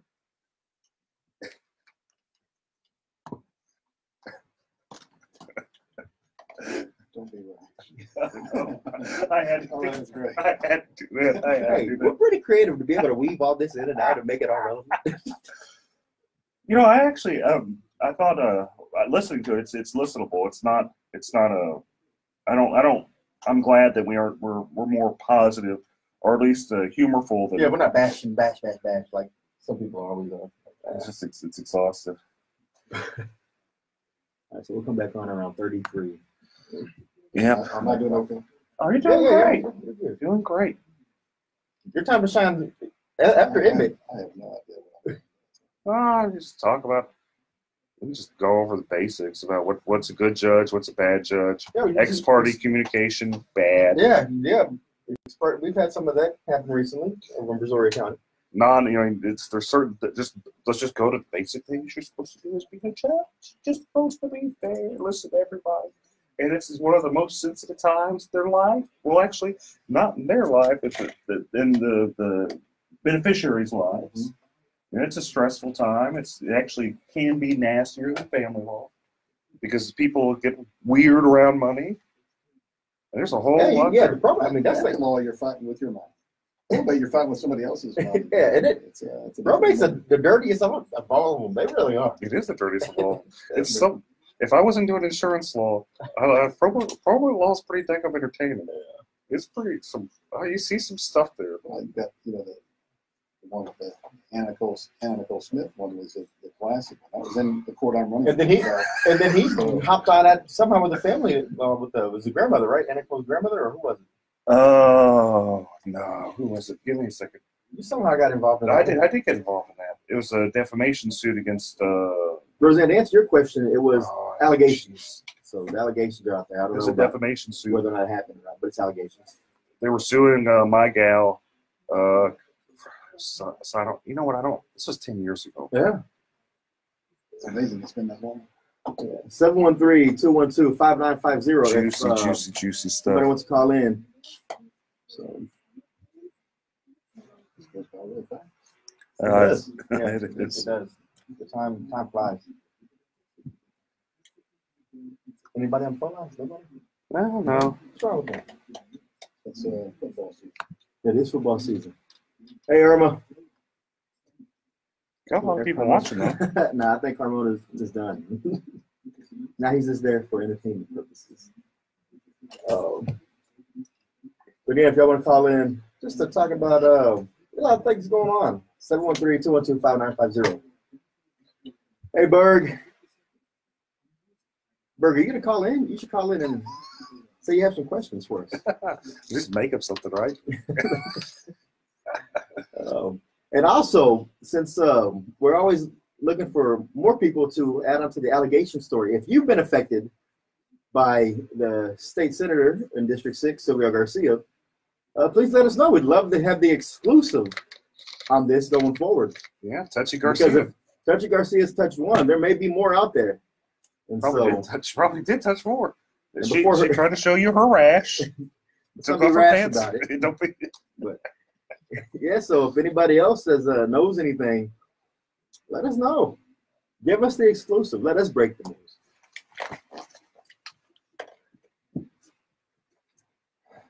Man, Chris, I got this really bad rash on my leg, and I don't know. You want to see it? No, you know who doesn't need to see it though is your lead clerk if you had one. Okay, guys, we're back. All right. Oh boy. So what happened this week was just giant with Ed Emmett. Old hunker down. He said that. Well, one, he got the Chronicles endorsement. He got the Chronicles endorsement. I was shocked. And he was excited. Oh, I was shocked. Who would have thought that the Chronicle would endorse old hunker down? And doesn't he live over at the Astrodome? Isn't that where he lives now? I think he has a personal suite being built underneath. So when we have the next hurricane, he can hunker down in his personal private villa. I mean, he loves that Astrodome. So anyway, who doesn't he love? Oh, he doesn't love Lieutenant Dan. He doesn't love Dan Patrick, apparently. Man, in a bombshell announcement this week, Ed Emmett, the Harris County judge, has publicly stated he didn't just say he was not going to vote for the Republican nominee for lieutenant governor. He went out and made sure he stated, I am going to vote for the Democrat, Mike Collier. That's huge. How does that affect Republicans down ballot? As someone who's on the ballot in November, Ray J. Black Jr., how does that affect you and the rest of your brethren running for judge this November that the county judge has come out and said, break up the ticket and cross party lines? Well, since this is the last year we're going to have straight party voting here in Harris County, it's important, I think, at least for Republican judges, that we get as many straight party voters as we can. I know that Judge Emmett does great work for the county, always has, and is very popular. But he's also not one to shy away from supporting Democrats and Republicans both. So I guess it remains to be seen whether those comments and the Chronicles endorsement are going to have any adverse effect on the Republicans, but I certainly hope it doesn't. Do you remember Lloyd Oliver? I do remember Lloyd Oliver. You remember what Lloyd Oliver said that got him kicked off the ballot? He was supporting the Republican nominee. Yeah, he was. So my question is, Lloyd Oliver, Democrat for DA, he said, I think he said basically he was going to support. I don't even think he said he was going to vote for. He just said he'd prefer like some type of Republican over Democrat. And lo and behold, the Democrats are so outraged by Lloyd Oliver. The Tea Party Democrat, as he called himself. They were so upset about that Tea Party Democrat, they kicked him off the ballot. Will that happen here? Well, I think it's too late there because that was in a primary situation. So I don't think they're going to kick him off the ballot. But I understand Emmett's position because he's a very strong candidate countywide. And he doesn't really necessarily need every single Democrat to win or every single Republican to win because he does have enough crossover appeal. But was it necessary in this instance to take that last jab? Because everybody's saying this is Emmett's last tenure or last term once he wins. Was it necessary or was that just a potting shot to go as he leaves his last election? So if you're looking at it strategically, it could be necessary because you have like this overtone of Beto and him pushing for Harris County and likely to win Harris County. The question should become, how much does Beto win Harris County by? Does he win it by 10, 15% like Hillary did 2 years ago? Or does he just barely win it or even hypothetically lose it like with like Ted Cruz, his election 6 years ago, where Ted Cruz just squeaked Harris County? He did. And that's the thing. With the county so competitive, I'm shocked. I am truly shocked that the Harris County Republican Party chairman would not have that discussion with Ed Emmett prior to making such a bold statement.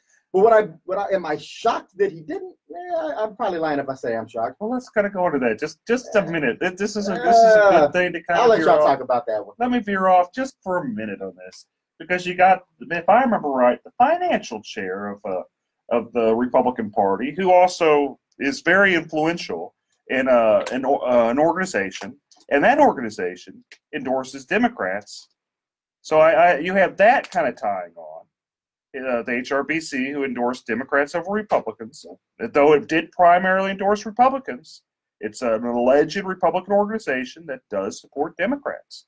To deny that is to be dishonest. And you have someone with such close alliance to the Republican Party, that brings me some pause. It also brings me some pause that the consultant for the local Republican Party is tied in with Strauss, and just an excruciating moderate. All this tied together with, guess who was on air saying vote for Paul Simpson? It was Ed Emmett. No. So. No. I don't know. Don't say it ain't so. Huh?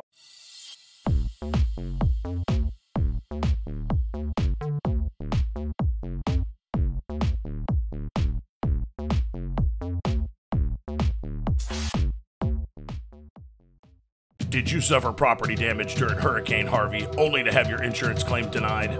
This is Eric Dick. I think it's important that you know your rights. Hurricane Harvey may have been the most costly storm in history, and if your insurance company did you wrong because they didn't pay for your claim, well, you have the right to hire an attorney and sue them.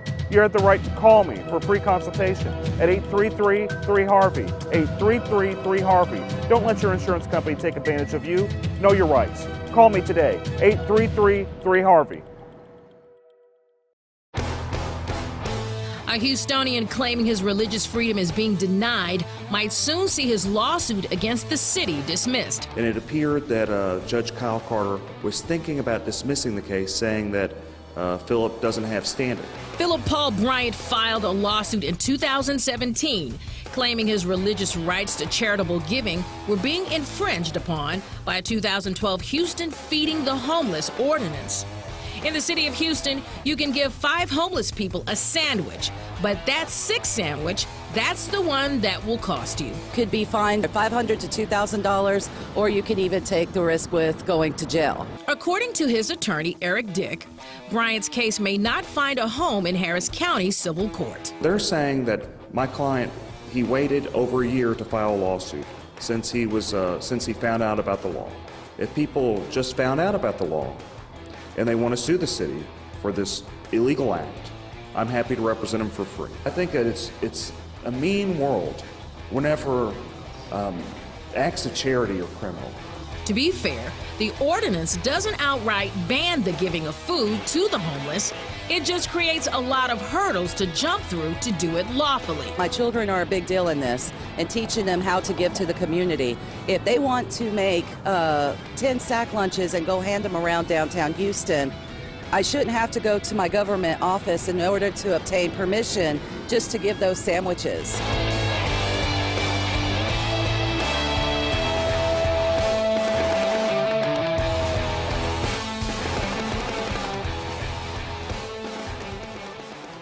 Feeding Rocks. It should not be a crime to feed the homeless. Feeding Rocks. A good Samaritan shouldn't be punished for acts of kindness.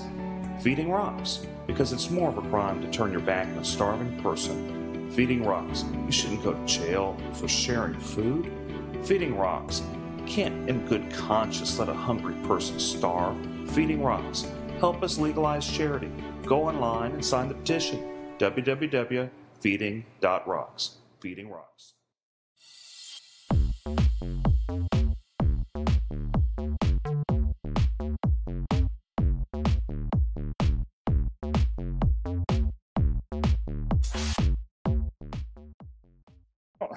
So you see all this stuff going on, all this, loosey-goosey Republican, winking, playing footsies with Democrats. You wonder, is this like an inside job to sabotage in some certain races? I don't know. I hope it's not. I'm going to be positive about it. But dadgum, there's a lot there. And that's the thing. the party has given full resources to Ed Emmett and the likes like Sarah Davis, who's very in a competitive district herself. And there's always that preach about big tent.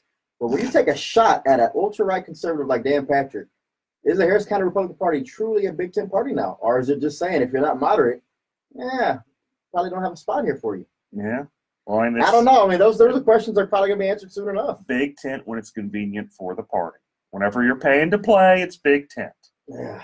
So let's kind of maybe turn the page. Well, now we have the election coming up. That's true. And, today's special guest is a longtime practicing lawyer, great mind, great scholar, good friend of mine, and also a stout judicious mind. That is Mr. Ray J. Black Jr. Welcome to the Eric Dick Show. Thank you, Chris. Thank you, Eric. And Glad to so be here. you are running for, like I said earlier, the Harris County Probate Court number 2. And that's a very special court in Harris County because there's 4 of them, because the legislator has specifically drawn out in certain jurisdictions, you have a specific probate court instead of just going to a regular district court or a county court, correct? Correct, and they primarily sit in the major metropolitan areas here in Texas. There's an exception to that, but in Harris County, as you said, we have 4 statutory probate courts. They're specialized courts, and they're courts of original jurisdiction for probate cases, guardianship cases, fiduciary litigation, and elder law and mental health issues. And because they're specialized, their jurisdiction is actually broader than your average probate court. So there are issues that can be related to probate or guardianship cases that are not probate and guardianship related or specific, but they get drawn into probate courts, and so they have broad jurisdiction. The same as you might find in a district court, for example, where they hear personal injury cases, so can a statutory probate court, or they can hear divorce cases and family law, so can a statutory probate court if it's related to their underlying issues. Incident appertaining to an estate or one action. And so one of those would be if, for example, if there's a wrongful death action, if it's there in probate, during the probate period, and someone in the family files a wrongful death, would that go to the probate court or would that go to the district court? It depends on the filing of matters. So sometimes those cases get filed separately. So if you have a personal injury case where someone dies or is severely injured, then the probate or the guardianship, if there's one, may get filed over in the statutory probate court, but the personal injury case may end up over in district court to start. But it's not uncommon for those personal injury cases to get drawn back into probate court if it warrants a transfer. And it's not unheard of. In fact, for years, when I first started practicing, when the district court dockets were so backlogged, it was not uncommon for cases to get pulled over in probate court because they had more time to hear the cases, and you got a lot faster a trial schedule, and you got a result quicker than you might in district court. Okay, and so another example, say I have a guy that owes me maybe $200,000 and he passes away. I mean, I'm sure I still want to collect my money somehow. Where do I go and file suit to collect my money from that estate? So as a creditor of somebody's estate, if there's a estate pending, you can file a claim in that estate for the amount that you believe you're owed. There's a process for that. And so it's important, as Eric says all the time, you need to get your lawyer involved. But it is a very complicated process at times. The probate system is statutory in nature. There's a huge estates code that your average lawyer, I think, can even be intimidated by because it's just so much to wade through when you have issues like that. But that's where they would file it in the probate court in the estate. Or if there's not one pending, they can even open an estate for that deceased person as the creditor, and they can proceed with their claim that way. I just note that the probate code is it's exceptionally complicated. And I think complicated's the best way to explain it, because you have some parts of the law that say one thing, and then lo and behold, you got other parts of the law that say something completely different. So you've got almost contradictory. It is contradictory. So it's difficult, I'd say, for the average lawyer, probably even difficult for the average probate lawyer to understand probate law. And I'm so happy we have you here today, Ray, because not only is he just a nice guy, which is really, really, really important for being a judge, Ray actually understands the law. which is rare. But because it is a complicated part, like you said. I mean, he can not only just hear probate matters, but because it's called the probate court, but he hears a lot of other things. Let me ask you this, because this is a question that we sometimes get, and maybe we'll have to answer it on the way back. But hold that thought, because a lot of things in Harris County surround about this immigration debate. Does that tie to probate? We'll find out. Oh, next, you guys stick in. We'll find out soon. Eric Dick Show, stick with me.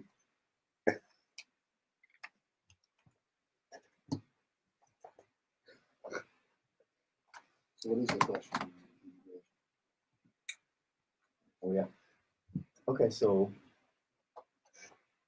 when schools, so you have school districts, and you have families who, they have kids that are over here, but not necessarily the parents, but they have relatives that live here, and so the kids want to stay with the relatives and go to a school here. School sometimes says, okay, we need somebody that says they're the guardians. Does that, you need an actual guardianship?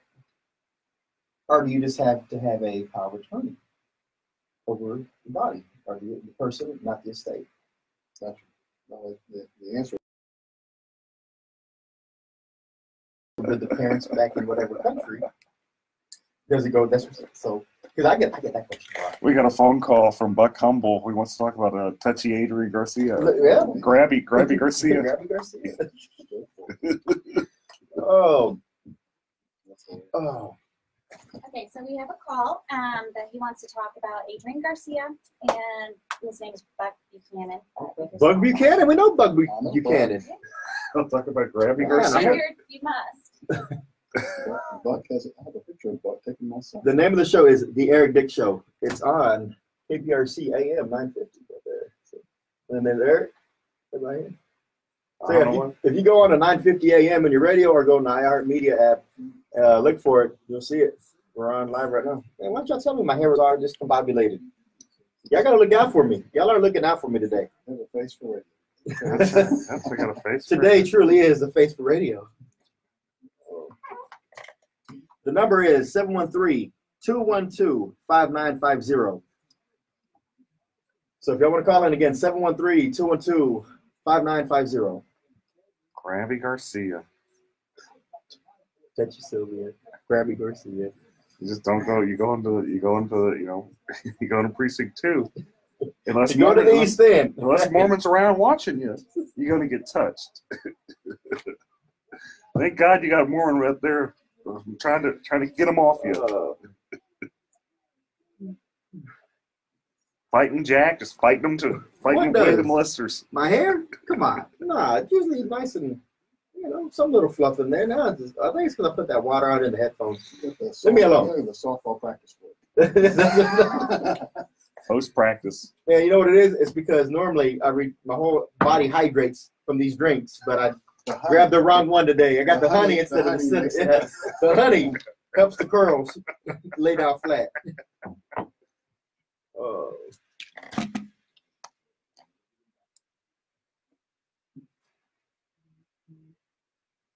Okay. Yeah. 10 seconds. So Buck comes on. There you go. All right, folks, we're back for the final segment of the Eric Dick Show, and I hear someone's calling and want to talk about Grabby Garcia. You better watch out if you're in the East End. You better watch out. You got 2 elected officials that got some slippery hands. Gonna touch you. You there, Buck? Hey, man, what's going on? Welcome to the Eric Dick Show. Please.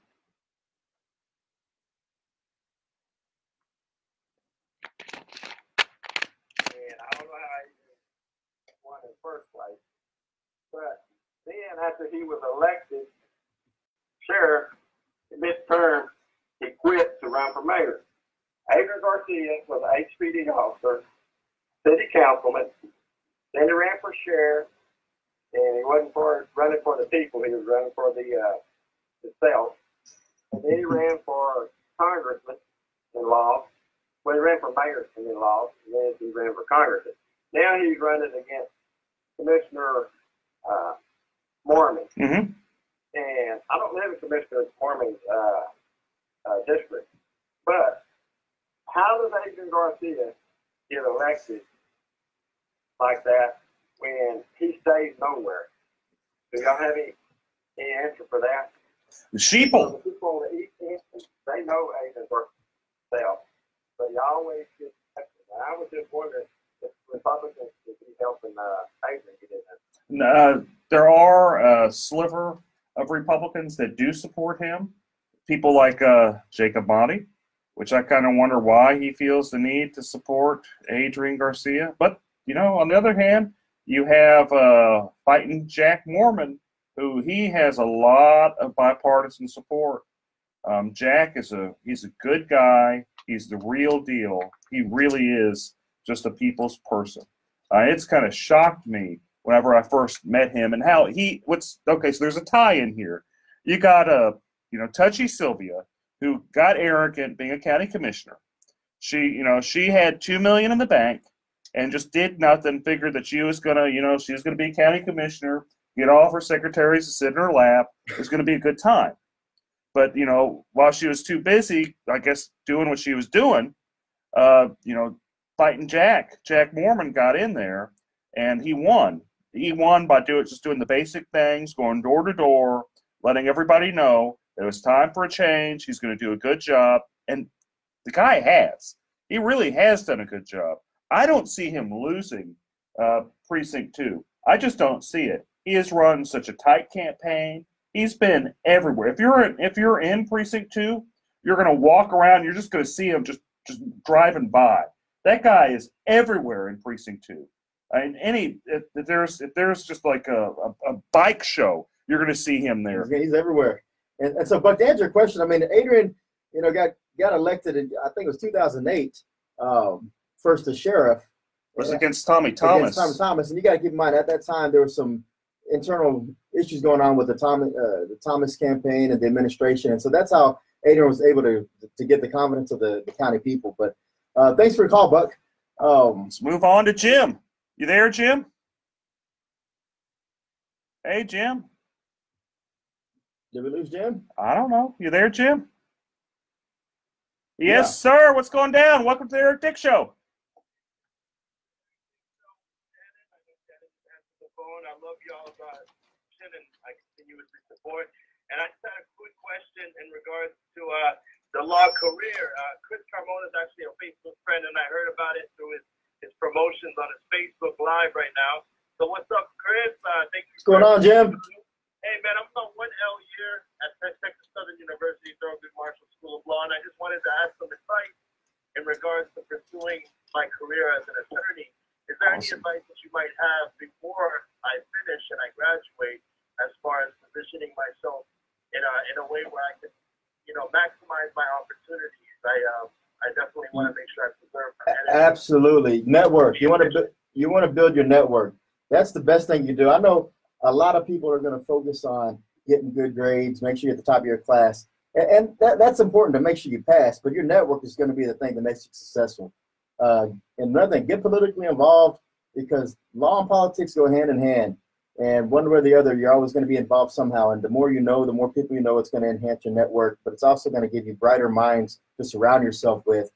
And it's going to surround yourself with people who actually make decisions once they get elected on the bench. You'll have that opportunity to know their mindset because you converse with them, you hang around with them, and you network with them. So build your network.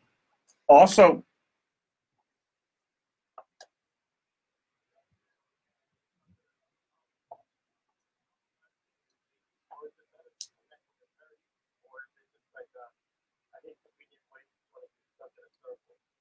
I would say both. You want to meet and talk with as many people as you can, because the non-attorneys will end up being your clients. The attorneys you'll end up dealing with, they'll be friends, they'll mentors, mentees, just people that you pick each other's mind. Because cool, man. Thank you. Don't forget your classmates too, because those are people you're going to continue to network with the rest of your career. And you don't know what they're going to do as they progress through their legal career, and you're going to touch base with them for years to come. And you talk about the network. One of my friends, I'm involved in Young Republicans across the country, and one of my network group, Matthew Gilson, just joined on my live feed. I got people in New Jersey, California, Omaha who refer. So just make sure you build that network and don't just stay local. Build your national network. So thanks for the call, Jim. Hey, so thank you. Hey, we have Ahmed. Hey, man, what's going down? Welcome to the Eric Dick Show.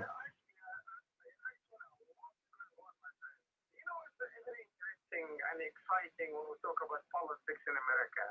That's why I'm personally writing a book, which is the top 10 years going to be Immigrants for America. I ran for county commissioner, I ran for county judge, I ran for youth Congress, I ran Republican, Democrat, Independent in Kansas, and I'm here. But you know what? I love America. Last election in year 16, I was the Democratic nominee for county judge. Okay? Congratulations. I have a law degree. I have a doctorate degree. I have a security clearance from the feds in all three. Wow. I'm highly educated. I'm a businessman. And guess what? Because the name Hassan homeless can beat me in the primary. And that's why I keep running. Because the people, they need to change their image. They love you as a lawyer, as a businessman, as a doctor, as whatever. But when it comes to election, they do not vote for a name, which is sad because we all immigrants, but people don't realize that. That's a name.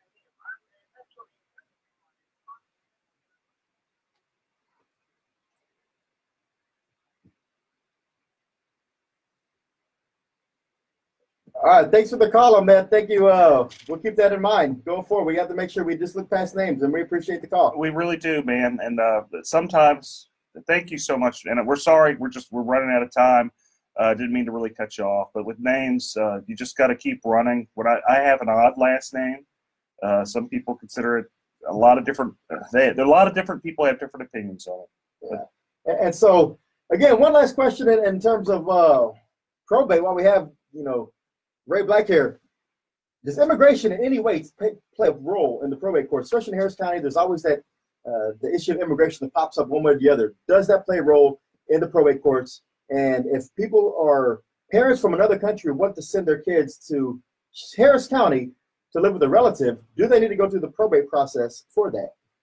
Well, it depends. If the school district, which oftentimes needs someone with some legal authority to speak or make decisions on behalf of the child who may be here, you may actually have them ask that a guardian get appointed for the minor to have some legal authority to make decisions for them. And if that's true, then of course the probate courts are the place to go. That's where we do guardianships, and we do them for everybody who is fitting in the statute as someone who's, as they claim, incapacitated. But being a minor is part of the definition of being incapacitated. So they fit into the system.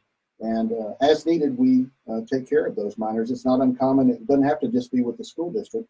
We see that all the time. We talked earlier about personal injury cases. Personal injury cases affect everybody. It doesn't matter whether you're a U.S. citizen or not. In your case, may end up in probate court.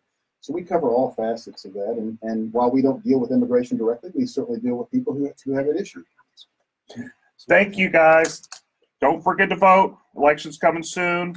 Thank you so much, Ray Black. He's a great guy. He is, and Ray is again one of the most knowledgeable attorneys I know, not just on probate, but with a lot of things. So remember, November, look for those names on the ballot, people that you can trust, and Ray Black is one of them. And also remember that if you have the need for someone to fight for you because of some homeowner insurance disputes, insurance company's not taking care of you, who do they need to call? Better Get Dick, Eric Dick. Better Get Dick, Eric Dick. And it's been a pleasure spending some time with y'all on this Saturday afternoon. Chris Carmona's here with Ray J. Black Jr. and Eric B. Dick. Take us away, Eric. Next time. See you guys next week. Y'all have a great weekend. Bye. That was fun. It's always fun. Guys, thank y'all again. Thanks for the calls. See you guys. And, thanks for the feedback. I'll get back to y'all. Peace.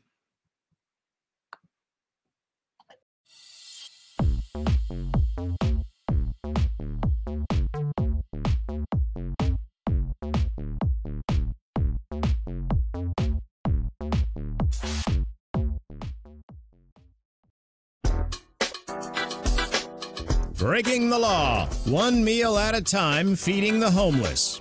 It is morally wrong to make it a crime to give food. A Houston man who feeds the homeless because of his faith is suing the city, challenging the established charitable feeding ban. The often debated ordinance has banned sharing food in public groups of more than 5 people without city permission since 2012. The city says you can give food to 5 people, not 6. What are you supposed to tell the 6th person? I met my quota today? The city wants to dismiss Philip Paul Bryant's lawsuit. That's a crime? What does this world come to? It's a sad day whenever trying to prevent a fellow human from starving is a crime. The city says the ordinance aims to curb trespassing and littering, both of which were already prohibited in the municipal code prior to the passing of the ordinance. While some Houstonians are in support of the lawsuit, I really hope he wins his case, and I really hope they lift those sanctions so we can be able to give more to the needy. So if you're willing to help more than 5 homeless people, you should be able to do that. some even challenge the city's support of their citizens. The city isn't going to take care of their homeless people. That's their people. Somebody got to take care of them. So why can't we take care of them? A question Houstonians will continue to ask as long as the ban remains.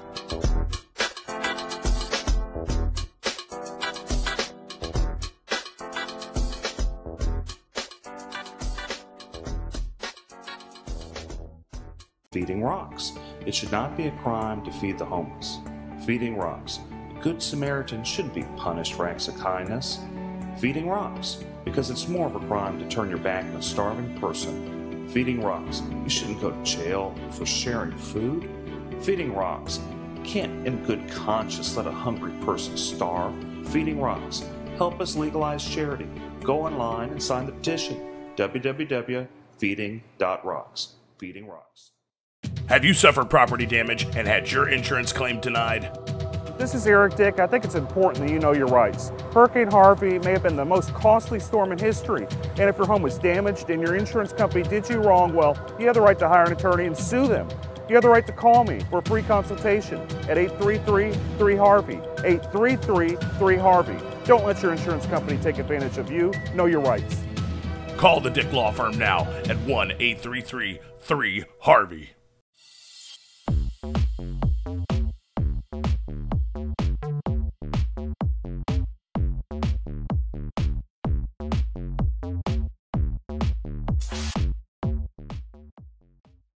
Anywhere else, listen now by going to FoxNewsPodcasts.com. Tucker Carlson. So much barking and noise and yelling. Our role is to take 3 steps back and discern what really matters. Sean, the most important thing that we are looking out for the forgotten men and women in this country. They're going to get straight. If y'all can't sit here all day online, make sure y'all go onto the iHeartRadio media app, KPRC 950, or just tune into your radio, 950 AM. A lot of good stuff today. A lot of good stuff. But it's only 30 minutes, so make sure y'all tune in. If you're going to get some calls in, 713-212-5950.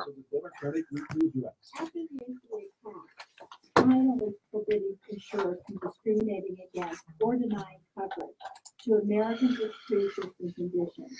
The GOP spent 8 years presenting to repeal the law, even forcing a government shutdown. Hey, Karen. Hey, little Tim. A California college ready to shell out hundreds of millions of dollars to settle lawsuits. The University of Southern California says it will pay out $215 million to settle claims of sexual abuse by a school gynecologist. That settlement would compensate individuals. And as always, today's segment brought to you by Bragg's Organic Apple Cider Vinegar, all natural drink. And we got the rag one today, apple cinnamon. Dick, where's your Topo Chico? I got a little Topo Chico right here. You got it? Let's make sure you got it. Got it? I got a Topo Chico. David, what are you drinking, man? Starbucks. Ah, come on, man. It's a Frappuccino. Yeah. He's got the Frappuccino. He's frapping it. Oh, man. Ooh, what a rush. Sorry, Shannon. We were rushing. Shannon, you get a car. We didn't give me a badge. Yeah. Barely did it. Okay. About 37,000 members of the 2nd Marine Expeditionary Force are believed to have Hey, y'all. as Hurricane Florence closed in last month. Oh, it's gonna be a juicy show. It's gonna be a short show, but it's gonna be juicy. 30 minutes, huh? Yeah. So we have one break around 14 to 18 again. Yeah. 27, 26 cars on. So we're gonna go into. What do you want to talk about? Oh, first let's start about there's a new suit. Well, first let's talk attack him again. And I'm Joe. Attack him. Oh yeah, I could attack him. And then we'll talk about the suit against the city for the largest gun show in the country. Is the drag queen show. Yeah, they gotta watch out. They might get in trouble on that for anti-slap. How you gonna get around anti-slap with that? Good afternoon. Watch out for an accident on the North Freeway northbound and the North Loop. This has 2 left-hand blocked. Some good news, that accident we had on the North Freeway southbound equipment has been cleared. Traffic is unwinding in that area, adding about 30 minutes to your commute. I'm Eunice Garcia, the 24-hour traffic center. Okay, cool. Pizzas for a limited time. And then we'll talk about Sylvia some more. Yeah, we do need to talk about Sylvia. We got the rest of the affidavit, and we can talk about the Chronicle's hypocrisy because they endorsed her after being one of the lead publications on this Me Too and Kavanaugh stuff. Dr. Danny and his friends. Take a break. After the first break, we're going down. After the first break, we're going to you with the about immigration law and how it ties in and stuff like that. KBRC. We'll make it fit. Opinions provided on the Eric Dick Show are for information.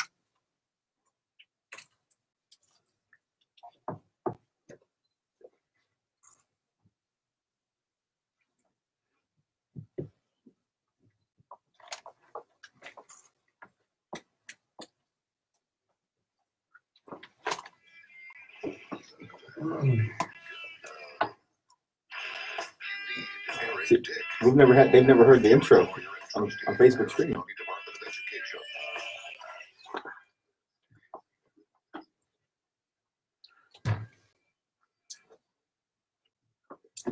All right, folks, we're back to a spicy show here today. It's going to be Fast and Furious Eric Dick Show with my co-host and wingman, Chris Carmona.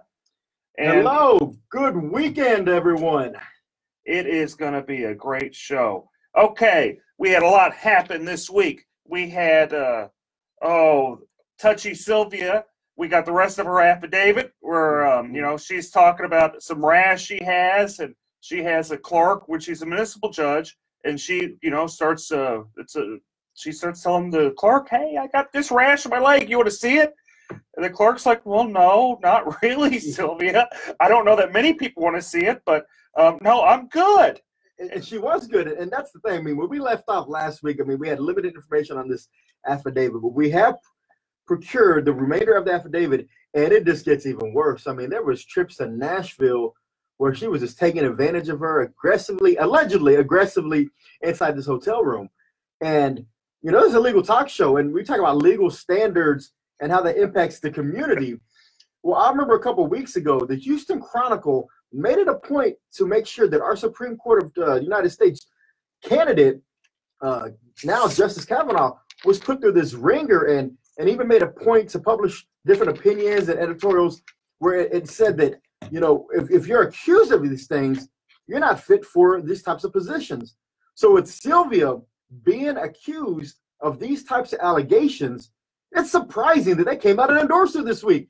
What's going on? Well, to quote Erica Grinder from the Houston Chronicle, it's dead and irrelevant and no one cares. And that's actually from a reporter. So what's interesting with the whole Kavanaugh thing is you had a woman, and she was sincere. I know there's people that have different opinions, but she seems sincere that something happened to her. Maybe we aren't sure what happened, but something happened, and she seems sincere about it. Just as the level of sincerity in that affidavit. And they go into a lot of detail. And it's pretty detailed. I mean, these aren't things that have been sitting on and no one's come forward. Apparently, Ms. Gutierrez had actually made these complaints before, but it fell on deaf ears.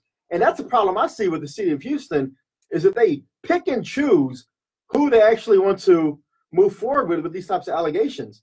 And I think that's something that falls back into the city council and also the mayor, because we have to stop that culture of siding with some, whether it's political or not, or it's just friendships. If these allegations are being thrown out there, you got to act on those. I mean, if not, you open yourself to all types of liability in the employment field, right? Yeah, you're right. And didn't if I remember right, reading that affidavit, didn't one of her like staffers kind of walk in and go, whoa, I don't want to see this, turn around like beeline right out, open the door, unlocked it, and said, whoa, made a U-turn and got back out of there. I mean, so there's been witnesses to these allegations or to these events, and I'm just shocked and appalled that for the Houston Chronicle to come out and say, you know, we're going to lead the movement and making sure that people have a voice and people who have these allegations, they're going to be heard, to come out with no hesitation and endorse against Philip Arnoff in the congressional race in CD29 over in the east side of Harris County. Or they could have just done no endorsement. They could have just done, they could have said, you know, well, look, we're going to be the bigger person. These allegations with Sylvia, they're pretty sincere. You know, and just so the listeners know, this is, you know, the former county commissioner, former state senator, Sylvia Garcia. What she did is she took off her, allegedly, which is probably not very alleged, but anyway, she took off her pants, said, hey, you know, I got a rash to one of her clerks, you know, ran around in her panties. Another one of her staffers kind of came in and kind of was freaked out and beelined out of there and just completely harassed this poor girl. I mean, if I did this type of stuff at my business or even at the Department of Education, it'd be all over the news. Oh, it would be. It would be lawsuits left and right, all over the news. Every single media publication in the city would be covering that. And again, I'm just shocked at that. And, you know, I hope that, you know, people put politics aside because, again, this has a lot more weight in this story with specific details than we saw with Kavanaugh. And I hope the Democrats actually hold Sylvia Garcia accountable. And there may be some infighting that results from this with early voting starting on Monday. And so we'll just have to see on that. But with infighting also comes another person we need to talk about. The turmoil hasn't stopped with our county judge. Oh, hunker down? Hunker down. You know, last week he had came out and endorsed the Democrat candidate for lieutenant governor, and there was some minor backlash from some of the candidates down ballot in Harris County, the Republican candidates. And there hasn't been any backtrack. If anything, it's been a double down on the statement of saying, I said what I said and I meant what I said. You know, how's that going to affect everybody? How's that going to affect the courthouses? Because, you know, in 2008, we saw a huge wipeout. 2012, we saw it again, a wipeout. 16, another one, sweep, every 4 years. Ed Emmett is just kind of the reaction. It's really the fault of the local party, the complete mismanagement by the local Harris County Republican Party, and the arrogance of Ted Cruz. And you got to realize that Beto is the result of just utter arrogance of Ted Cruz being just elected, runs for president, just ignores everybody. I mean, Beto, he's done a decent job. He's not going to win. I don't think he's going to win. I think it'd be surprising it'd be a shocker. But stranger things have happened. But Beto wouldn't have nearly as much following if Ted Cruz would have done his job. And also been a nice guy. And everyone tells me in the Republican Party that it's around him. I mean, some people do like him, and they jump up and down and say, we like him. But there's a surprising amount of people that say he's a jerk. I don't want to be around him. He's not connected to the people he was when he campaigned first in 2012. He's kind of separated himself in more of an elitist attitude is what I hear. And then I also heard last night that there was a Kingwood Tea Party gathering, candidate rally, and apparently that was the buzz around the room. Is anybody going to hold Ed Emmett accountable for this statement? And is that going to really hurt the down ballot judges? I think it will. I think it'll hurt the judges, but you got to also remember that Lloyd Oliver, he did something similar, actually a step back, maybe 4 years ago whenever he ran for DA, and the Democrats just kicked him right off the ballot. Yeah, and there's been some great articles about that by Charles Blaine and also Kerry Cheshire. They made some mention on this, and they were asking people, hey, what's going to happen here? Oh, nothing's going to happen because Emmett's tied in with the local party that's incompetent. Yeah, it is. And more to come on the Eric Dix Show. A shortened segment today. We only have half an hour. We got to get to y'all some sports programming. But y'all sit right there, and we'll be right back. Thanks, folks. See you shortly. We'll come in, go in with you for going with 10, 12, then we'll be done. Yeah. Cool. So what do you feel comfortable talking about? Like what area are you just be like, man, I know this, I'm dynamic on this, and boom. just anything immigration is good. We do all types of immigration. We do business, we do family, we do removal. So anything that you want to talk about in terms of any new changes, like right now there's an instant denial that just started in September. Okay. So that means that if you send a petition, it's wrong, something wrong with it, not all there, so just deny it. And this is bad. Used to, they just refuse it, but denying a petition is actually Right up here. bad. Okay. Then we can talk about this caravan that's coming up in Trump's statement. There's some tough people, and we don't want those tough people coming in. And you can see about, they're coming from Guatemala and Honduras. They're trying to go through Mexico. Mexico's actually trying, they're trying to do their job and secure the border. So we don't want you coming in and filter in. They tore it down and I'll tie into immigration, and then immigration right there. That's how we do it. I think smoking always affected my daily life because I was a closet smoker. Roseanne, exactly. Someone like the county chair should have said something, but he didn't. Really, the guy pays them all. I mean, that's him. It's his major funder. There's no him and this guy Weekly. They own him. So what is he gonna say? No, don't do it. But like I said, it's gonna be very, very, very. We got a good many followers now. Not want to break straight ticket voting because of his insistence on doing that. So we'll see how it turns out. But early voting starts on Monday. Make sure I go by. Vote all the way through from the top to the bottom. A lot of judges on that ballot that really need your support. It's not a smart idea just always hit straight ticket if you don't feel comfortable with other candidates. Beto, fake Mexican. Is he really a fake Mexican, or is he just using the name to try to trick people? What kind of fires was he putting out? Like what was being said to try to mitigate that damage? I mean, could you really mitigate that? Unless maybe to show some poll numbers and be like, the current poll shows, even with that statement, we're still up about 15%. Anything like that.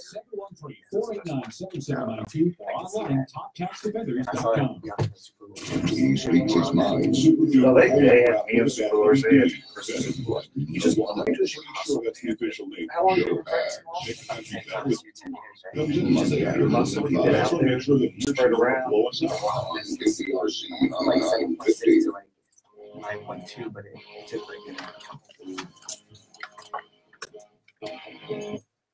Oh, here we are, folks. If you haven't pulled over and talked to your lawyer, you better do it because we're going to go into some law, and I don't want you guys crying to me because I gave you good advice and you hadn't paid me.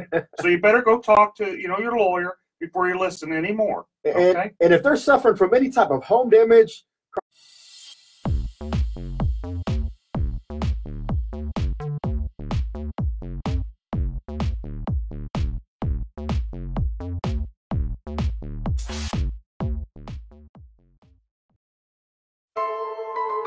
A local pastor is fed up, and he's challenging the Houston homeless feeding ordinance. And the city requires you to get a permit if you are going to share food. He can't get a permit because he doesn't know where he's going to share food. Philip Paul Bryan regularly keeps cans of tuna and water bottles in his car to hand out to homeless people.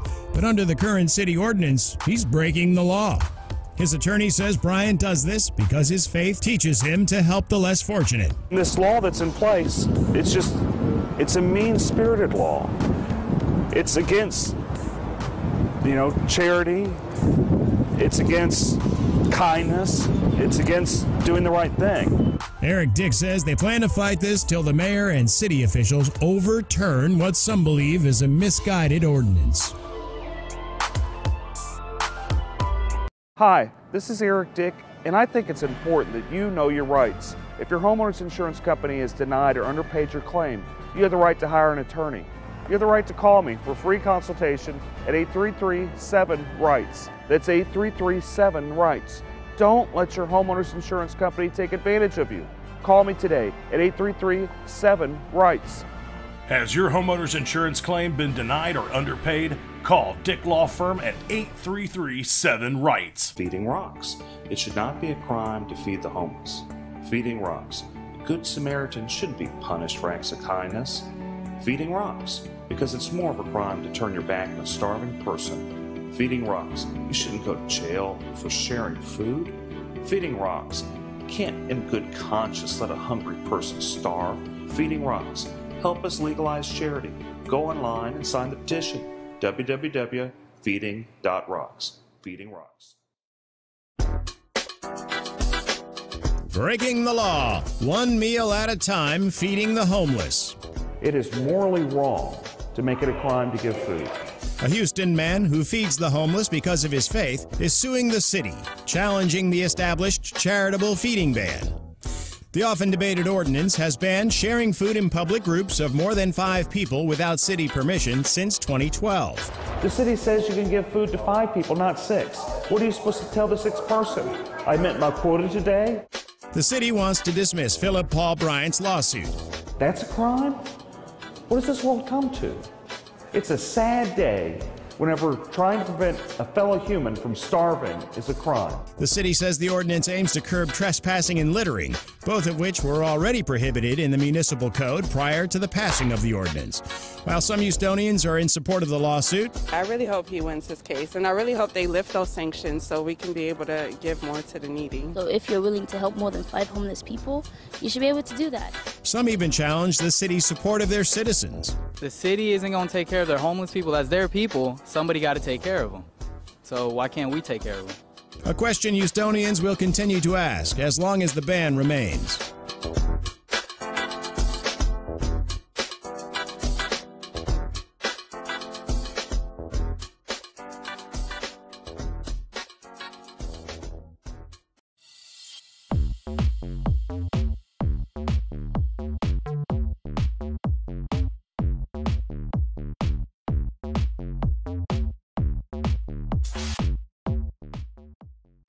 Car damage, life insurance issues where the insurance company is just not paying.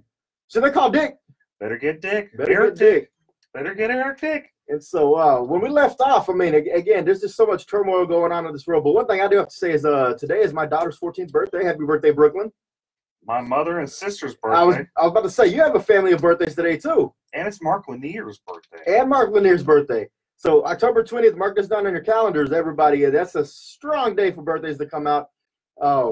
But other than the birthdays, we have some other exciting news going on in the country, right?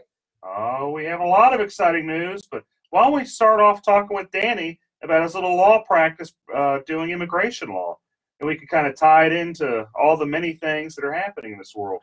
So today's guest, we have attorney Danny Wynn. Danny, welcome to the show. Oh, thank you for having us. This is David Wynn, by the way. Oh, sorry, David Wynn. Oh, I'm sorry. It's okay. So I had it right the first time when I said David. Yeah, you said it earlier this morning, so yeah, it just maybe it's too early for you. Oh, I was thinking of there's a city council member in Missouri City. That's right, Danny Wynn. Sorry, David. So you have an immigration practice. You've been practicing law about 10 years, right? That's right. We're practicing 10 years. We have an office in Southwest Houston and one in Northwest Houston as well. Excellent. And so there's been some changes lately. And could you tell me about the changes in immigration law that's, some listeners might want to know about? Yeah, so there's a lot of changes across immigration, across the board. So whether it's legal immigration or illegal immigration, there's changes across the board.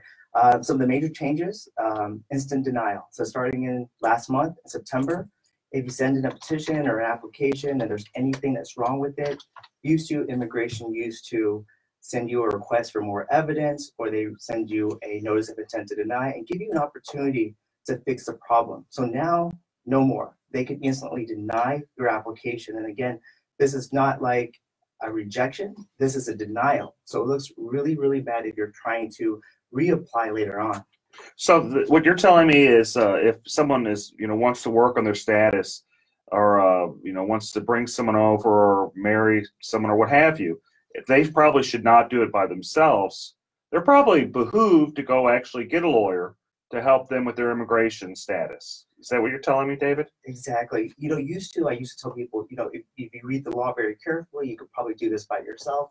But now so much things have changed. Like, I'll just give you an example. So the basic forms that you need to sponsor a spouse, it used to be last year before 2017, the I-130 form, it used to be 5 pages. Now it's 18 pages.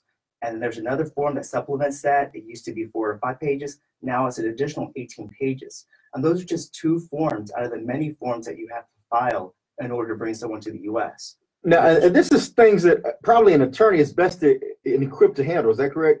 Is that a fair assessment? That's right. And, you know, it's not a person's fault, to be honest with you. A lot of things are wrong online, especially even on the government's website. They're wrong. And I could, you know, probably, usually what I do is I show clients, like, look, this is what you want to do. And I can tell you that it's wrong. If you do it this way, like they have it on the website, it's going to get rejected or denied. Now, there's a lot of notaries that have popped up around this city, I know for sure, over the last few years to try to assist and expedite some of this immigration paperwork.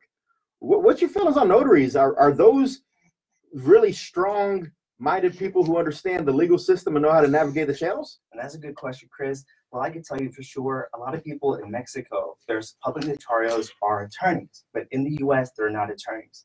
Public notarios are popping up, and let me tell you why you don't want to hire one. The public notarios would never put their name on any of your documents. So whenever there's a problem with your documents because they're giving you wrong advice, no one's accountable except for you. And, you know, you're not going to be able to blame someone that doesn't have their names on your forms. They charge a lot of cash too, aren't they? They do, but besides this actually being illegal for a notary to practice law, and usually they'll charge at least, you know, near what a lawyer would charge. Sometimes more. Sometimes more. So you're having someone, you know, it's basically you're just going and picking someone off the side of the street and saying, hey, help me with my legal forms. I wouldn't do that. I wouldn't get, you know, someone off the side of the street to represent me, which actually I do. Being an attorney, actually I do hire people to represent me, and anytime anything happens. They say what a client has a fool. I mean, what is the saying? Yeah, only a fool has a client for himself. Or something. That's right. So yeah, if you have problems with immigration, you probably should get a lawyer. Maybe you could have done it in the past, but it sounds like things have changed, and it probably behoove you to sit and talk to somebody that actually is licensed through the state bar and, you know, tell you what to do. What other problems do you see happening, Danny? Okay, so the other problems that we see right now is if you're in removal proceedings. So before, if you're in removal proceedings, that means deportation proceedings, you would have probably a very fair trial with the immigration judge. It's not like that anymore. So right now, under Donald Trump, he said that immigration judges have a quota. They're obligated, or they should, try and end at least 700 cases per year. So what this means in reality is that every immigration judge under the quota has to finish a case within 2.5 hours. Think about this for a second. One party has to state the facts of the case, the witnesses have to be called up, the judge has to make a decision, all in the course of 2.5 hours. Some of these cases are asylum cases, meaning that they involve people that have been victims in their own countries. They're going to the U.S. in order to seek protection, and now you have to make a decision within 2.5 hours, whereas maybe a year ago, you would have maybe several years to put together a case. So that's what's happening right now is that. But on the flip side of that, Danny, hasn't one of the biggest issues always been that the process takes too long? You have to get in line. It's a long line, takes years. But with this expediency of a 2-hour hearing, or it doesn't that speed up the process, and doesn't that help people who are in the queue trying to get through the system properly? So in the past, you're right. So in the past, asylum used to take years. Now it's not that way anymore. So earlier this year, they changed it. When you apply for asylum today, instead of taking years, you're going to get a notice for an interview within 3 to 5 months. That's very quick. Think about this. You have to show asylum is not easy to get. You're going to have to, usually the attorney will write a legal brief. You have to show evidence, so medical records. Imagine fleeing your country with nothing, and then you're going to have to try to get, copies of certified copies of your birth certificate, or anything that you have in that situation. Maybe judicial records. I mean, it's going to be very hard for anyone that's fleeing their country with no money. Yeah. And nonprofits nowadays don't have a budget in order to fix this issue. There's too many people. It's definitely a broken system. It's something that we really have to make sure we're pressing our Congress members and our senators to put something in place that's actually going to be sustainable in the long term. And it's not just the immigration system. I mean, it's the same way with our justice system. There's a lot of sad things that happen every day. I had a client one time in criminal law back when I first started practicing law, where she had some problems with welfare. She got too much welfare because she was broke.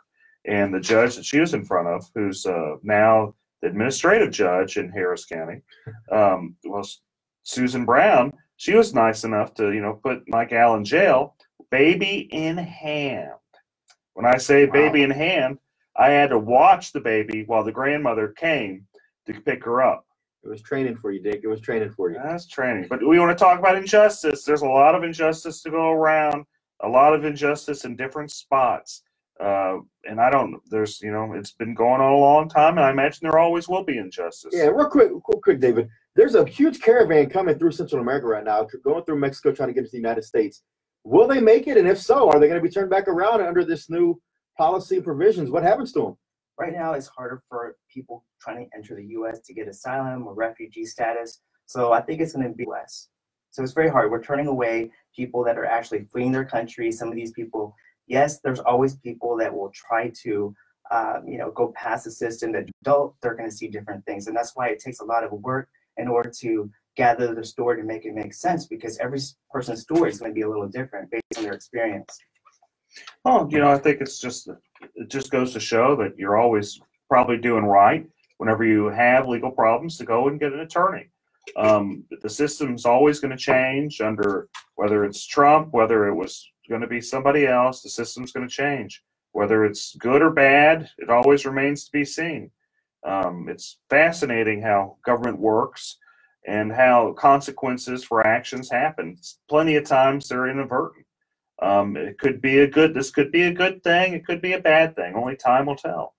But what is important is while they're going through this process, if they're serious about it, they probably need legal help. They do, and that's what we're here for, is to try to make sure we guide people to make sure they're getting legal help in any type of situation they're in. And David Wynn, thank you for your time today with talking about immigration. And if anybody needs to reach out to David, what's that phone number? It's 281-777-1236. All right, thank you, David.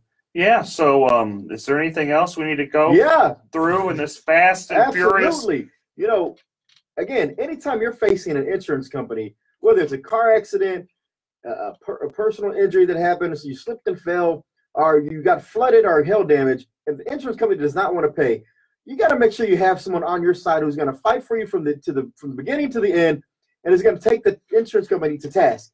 You know what I found amazing is I've represented like thousands of people, and when I say thousands, like 2,000-3,000 people. And out of those thousands of people I've represented, I'd say 98-99% were underpaid on their claims.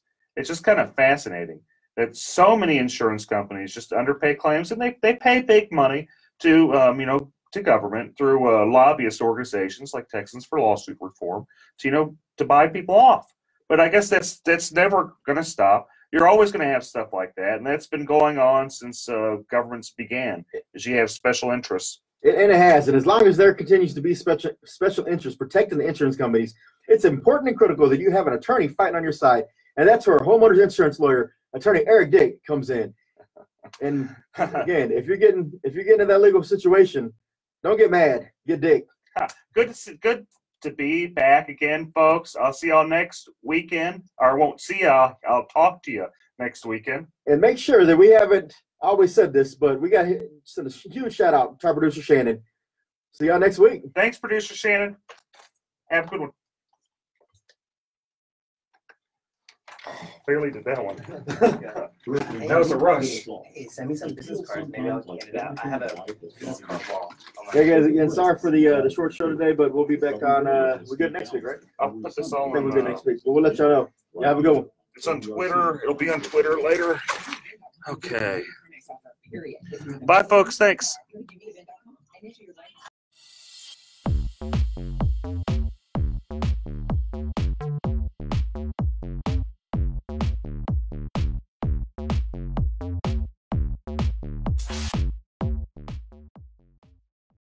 A Houston man tonight is taking on the city of Houston. He is suing, saying he has the constitutional right to feed the homeless this Thanksgiving and any other day that he chooses. Fox 26's Domily Keith is live at Houston City Hall with more details on this. Domily?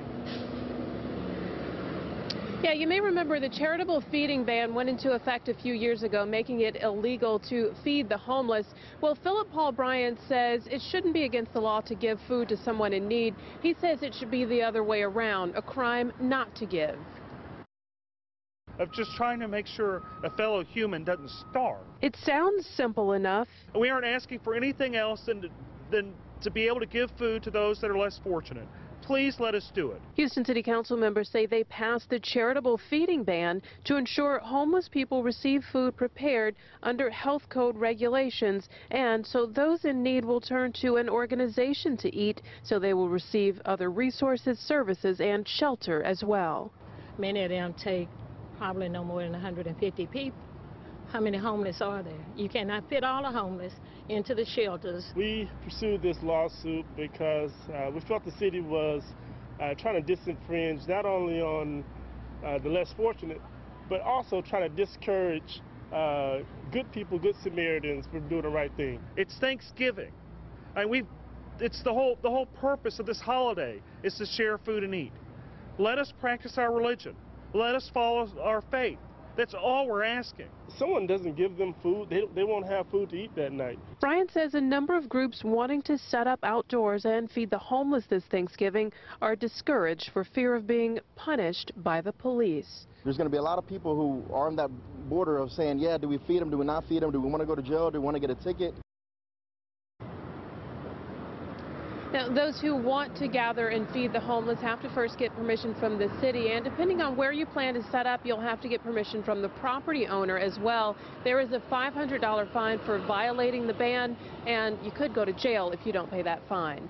We're live in downtown Houston. I'm Damalie Keith, Fox 26 News. Feeding Rocks. It should not be a crime to feed the homeless. Feeding Rocks. A good Samaritan shouldn't be punished for acts of kindness. Feeding Rocks. Because it's more of a crime to turn your back on a starving person. Feeding Rocks. You shouldn't go to jail for sharing food. Feeding Rocks. You can't in good conscience let a hungry person starve. Feeding Rocks. Help us legalize charity. Go online and sign the petition. www.feeding.rocks. Feeding Rocks. Have you suffered property damage and had your insurance claim denied? Hurricane Harvey may be the most costly storm in history. And if your home was damaged and your insurance company did you wrong, well, this is America. We have rights. You have the right to hire an attorney and sue them. You have the right to call me for a free consultation at 833-3HARVEY. That's 833-3HARVEY. Don't let your insurance company take advantage of you. There's always hope. Call me today at 833-3HARVEY. A local pastor is fed up, and he's challenging the Houston homeless feeding ordinance. And the city requires you to get a permit if you are going to share food. He can't get a permit because he doesn't know where he's going to share food. Philip Paul Bryan regularly keeps cans of tuna and water bottles in his car to hand out to homeless people. But under the current city ordinance, he's breaking the law. His attorney says Bryan does this because his faith teaches him to help the less fortunate. This law that's in place, it's a mean-spirited law. It's against, charity. It's against kindness. It's against doing the right thing. Eric Dick says they plan to fight this till the mayor and city officials overturn what some believe is a misguided ordinance.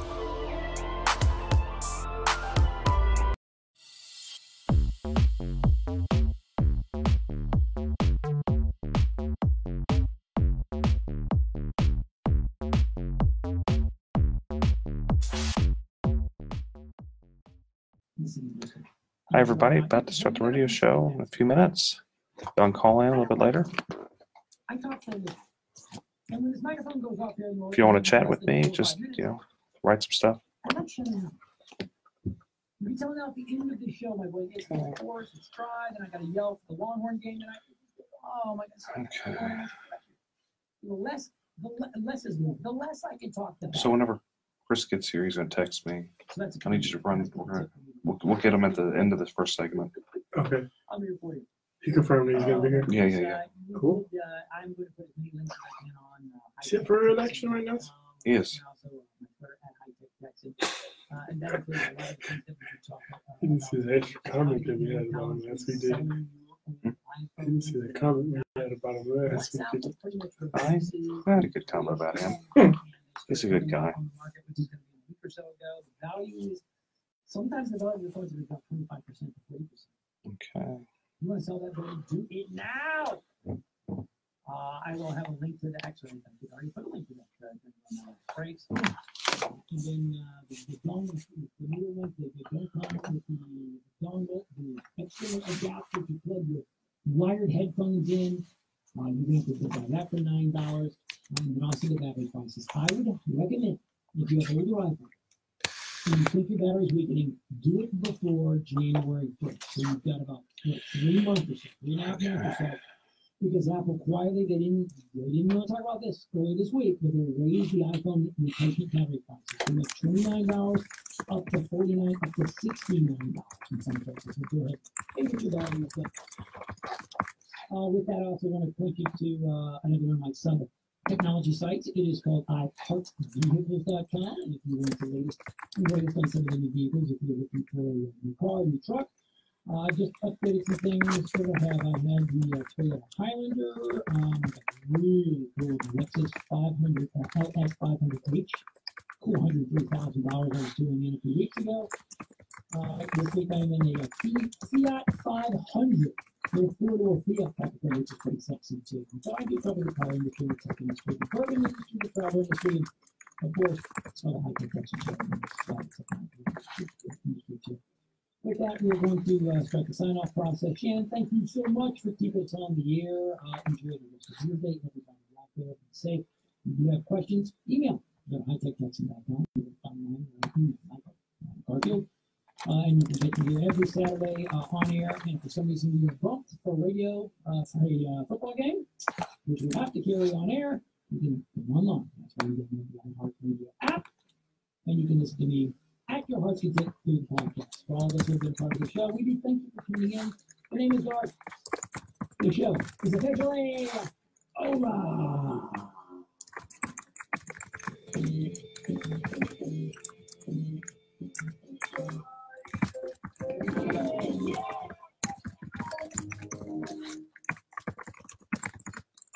It's Saturday, September 15th. What's new today on the free iHeartRadio app? iHeartRadio! There's still time to join us VIP style at our iHeartRadio Music Festival in Vegas. Just listen to iHeartRadio Music Festival Radio in the app, and you're automatically entered. Plus, football's back. Check out our Job Jams playlist to get all the stadium anthems with one tap. And don't forget, you've always got this station in your pocket, streaming 24/7 on iHeartRadio. iHeartRadio! All your favorite music, all your favorite stations, all free. For window replacement you can trust, visit GulfCoastWindows.com. Wood Whisperer Video and find out who wins our brand new F-150 Super Coach Rock. Saturday, September 15th, 6 to 8 p.m. Only at Planet Ford on 59 and up. KPRC Houston. An iHeartRadio station. From the Gallery Furniture Made in America Studios. Welcome to KPRC 950.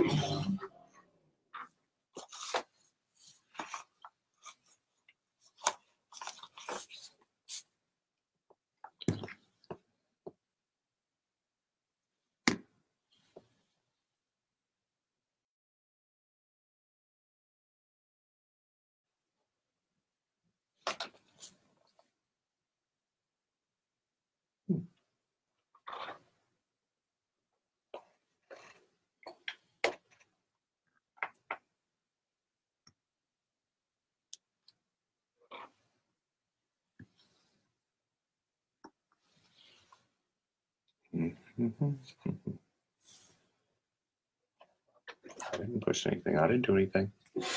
I didn't touch anything.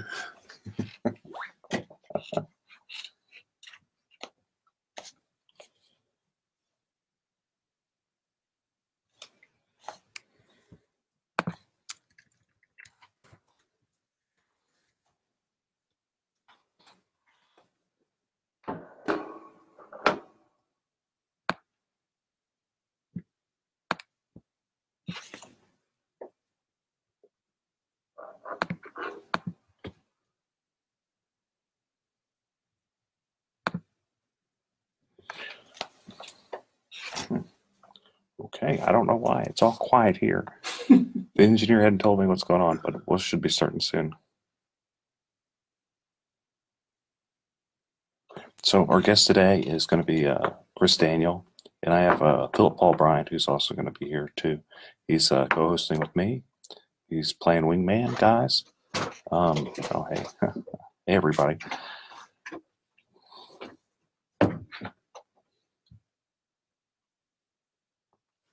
We're waiting on Chris Daniel. He's notoriously late, the district clerk.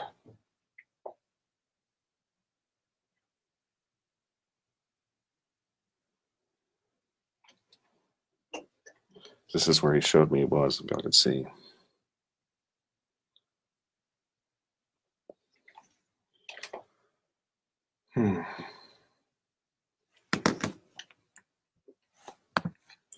Okay, we'll talk about Hurricane Florence for a while.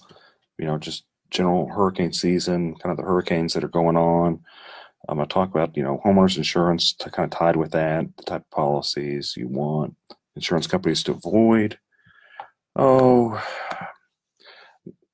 talk about like Jerry Patterson opposing George P. Bush, Beto and Willie Nelson, and we're going to see what's going on with the district clerk in Harris County and talk about a number of other subjects.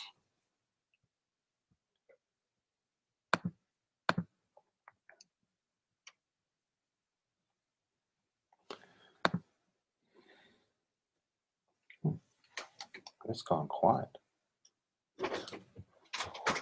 Interesting.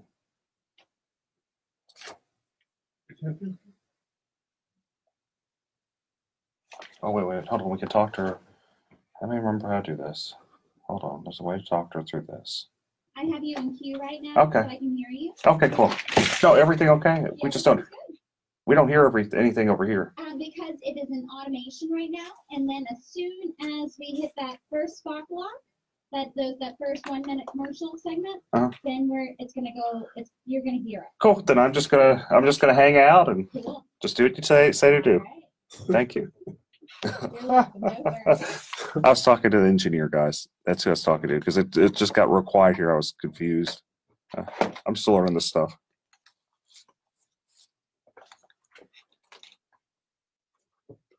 Today we're going to be talking about hurricane preparedness. We're here at the Eric Dick Show. We're live in the studio here. It's going to be fun. Special guest Chris Daniels, Harris County clerk, district clerk. So we're going to be talking about some disaster stuff. Stay tuned. This is Eric Dick Show live. Okay. See you guys right there.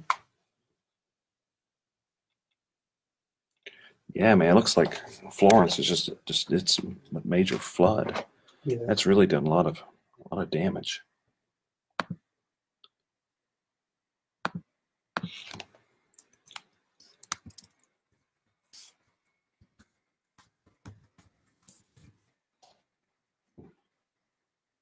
The Corey Diamond Design Traffic Center. Inbound side of the Southwest Freeway around Wesleyan. The backup stretching now from the West Park Tollway split. We also have heavy traffic on the West Sim moving northbound. That backup now stretching almost from Briar Forest, all due to the closure north of the Katy Freeway. I'm Stephen Foss in the 24-hour traffic center.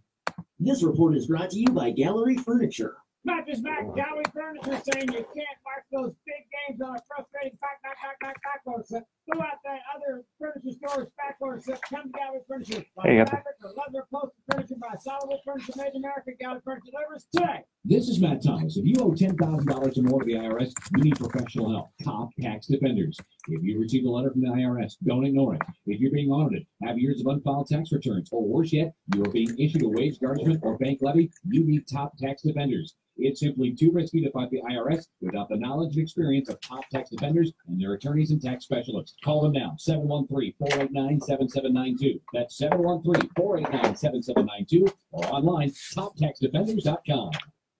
Opinions provided on the Eric Dick Show are for informational purposes only and not for the purpose of providing legal advice. You should contact your attorney to obtain advice with respect to any particular issue or problem. The opinions expressed on the Eric Dick Show are that of the hosts and guests and do not reflect the opinions of this station or iHeartMedia. When you've got big problems, you need to have a big, you need Eric Dick, homeowner insurance lawyer and trustee for the Harris County Department of Education. This is the show.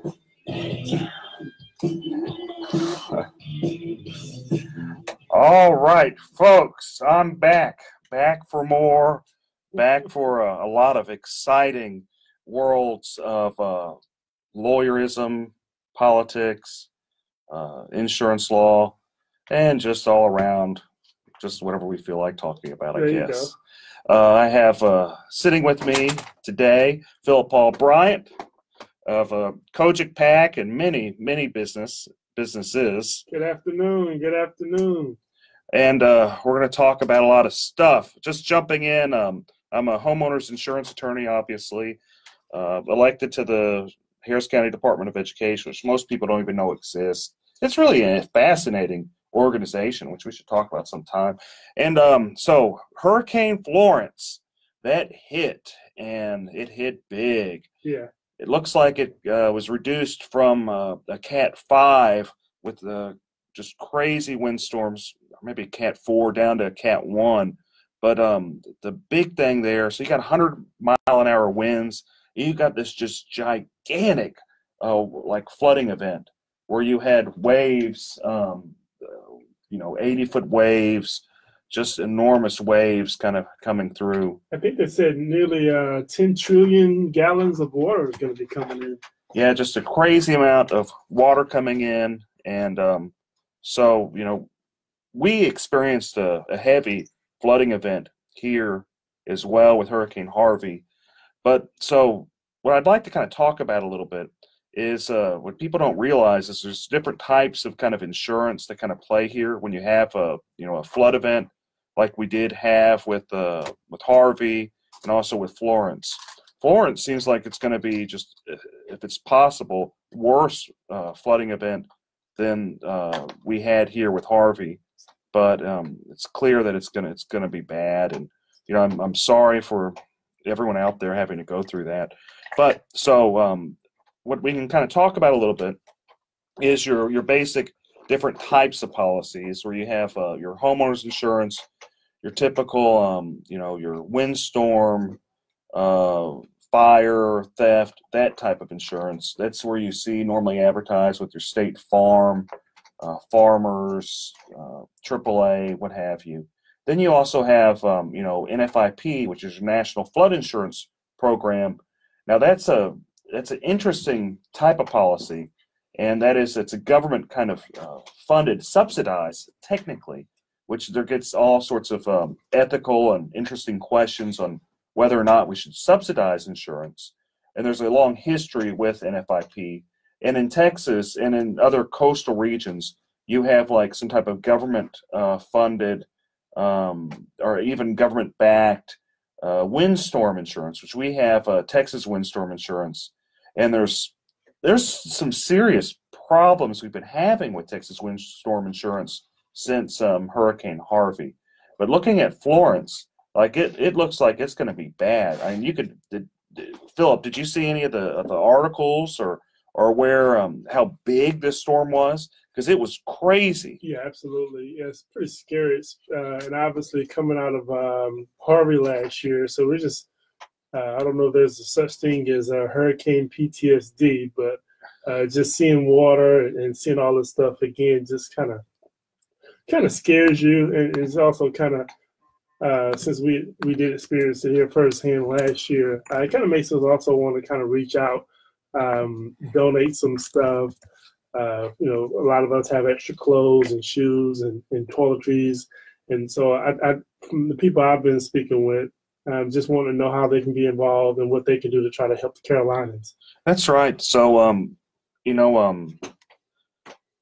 we got flooded really bad, and a person that really did a good job with the flooding in Harris County, we actually have here today, Chris Daniel, and he can tell us all about the flooding and just the craziness. Harris County District Clerk. That is Harris County District Clerk. 10 years, 100 years now, man. He's about 7.5, 8 years. And Eric, it's a real pleasure as your Harris County District Clerk to be here today, especially on your new radio program. Well, it's great for you to be here, and of all days, a day not far from whenever Harvey hit, and when we had this horrible tragedy in the Carolinas. And I want to thank you very much, because you did such a good job dealing with all the flooding in Harris County that I don't think anybody wanted, and no one wanted to deal with that job. And you did such a good job with that. Well, I appreciate that. And there's a lot of backstory that never got told by the media, not because they weren't trying to cover it, but because there were so many heroes and unsung heroes of Harvey. To put it in context for the listeners, as a native Houstonian, I've been personally flooded twice in the city of Jersey Village in 1998 and again in Tropical Storm Allison in 2001. And during Harvey, my own mother lost everything in her home in Friendswood as 5 feet of water descended into her house. And it is an unfortunate experience of mine to have to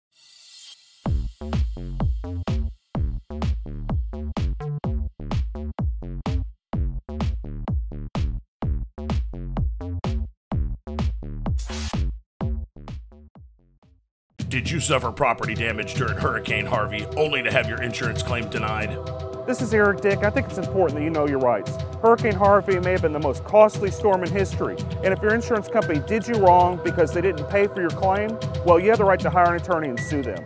You have the right to call me for a free consultation at 833-3-HARVEY, 833-3-HARVEY. Don't let your insurance company take advantage of you. Know your rights. Call me today, 833-3-HARVEY. Feeding Rocks. It should not be a crime to feed the homeless. Feeding Rocks.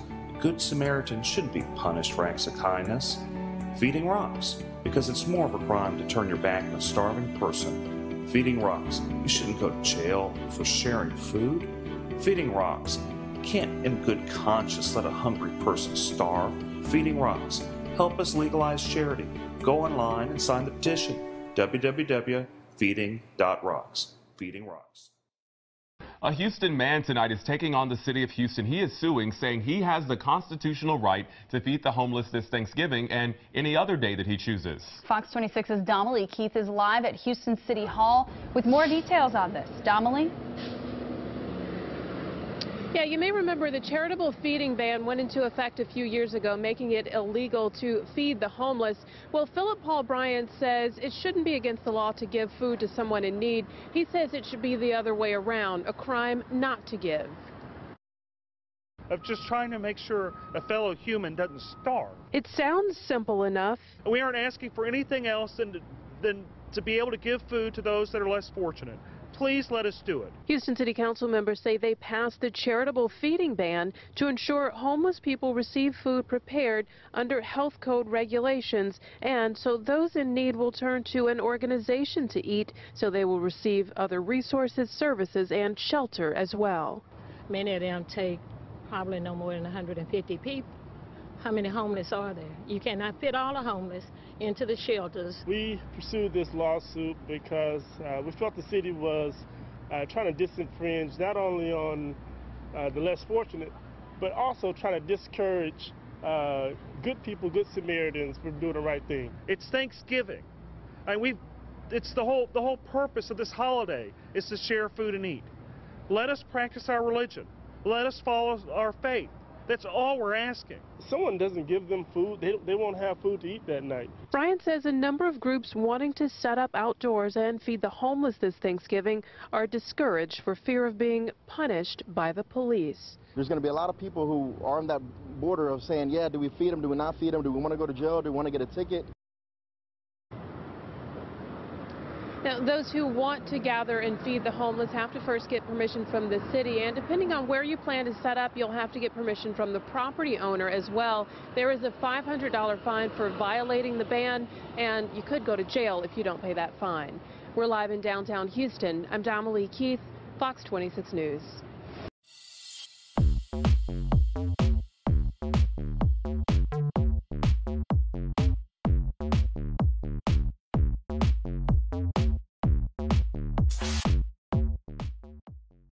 Deal with flooding in Houston, especially with the Memorial Day flood and the Tax Day flood, and how we practiced our disaster plans from both those floods and managed the courthouse and managed the dockets and managed canceling jury service and getting the word out to the public that, hey, do not drive into a high water, turn around, don't drown at the courthouse. And all that prepared us for Harvey, so that when other agencies had not yet practiced their disaster plan, we were already set up days before with emergency computers and equipments and generators in the various places where we were supposed to be for emergency court. Well, you guys still, sorry, Eric, but you guys still have a lot of house guests as a result of Hurricane Harvey.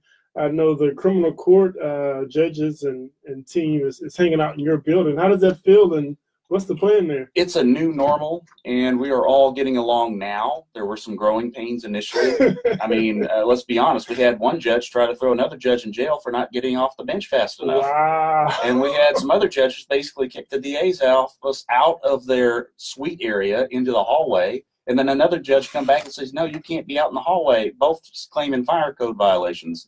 But it is a new normal. We are now getting along fine. And unfortunately, it is predicted that not till the middle towards end of 2020 will we be back in that particular building. But when we do get back into that building fully, we're going to have a whole bunch of new elevators, a whole bunch of more elevators, more space in general, because the sheriff is not really moving back into that building. And it's going to be a great facility going forward. So just a couple things. One, I think would be important for the listeners is to explain what you actually, what the district clerk does, because I think a lot of people have no clue what Harris County District Clerk is. The district clerk's office is a statutory office that was created in response to the growth needed in Texas. The basic founding fathers of Texas had your basic 6 or 7 offices: treasurer, sheriff, county clerk, county judge, et cetera, et cetera. But as time progressed, it was very clear you needed more courts. So they created state district courts, your old-fashioned circuit courts where folks would ride on horse and buggy from county to county. And then you had to have a clerk to keep those records. In all other states, the title would be clerk of the court. In Texas, it's the district clerk for the district judges. Cool. And so your role, you know, currently as a district clerk, what kind of do you do day to day? Call me the traffic cop, if you will, of all filings going in and out of the courthouse. So when Mr. Dick yourself files something in our courthouse, you would either file that electronically, preferably, or by paper, and we would accept it and then hand it off to a randomly assigned judge for it to then proceed judicially. And then the judge would then assign electronically, hopefully, his order at the end of the case, and you would have an entire file that would normally be paper, by the way, now electronic for anybody to use, view, etc.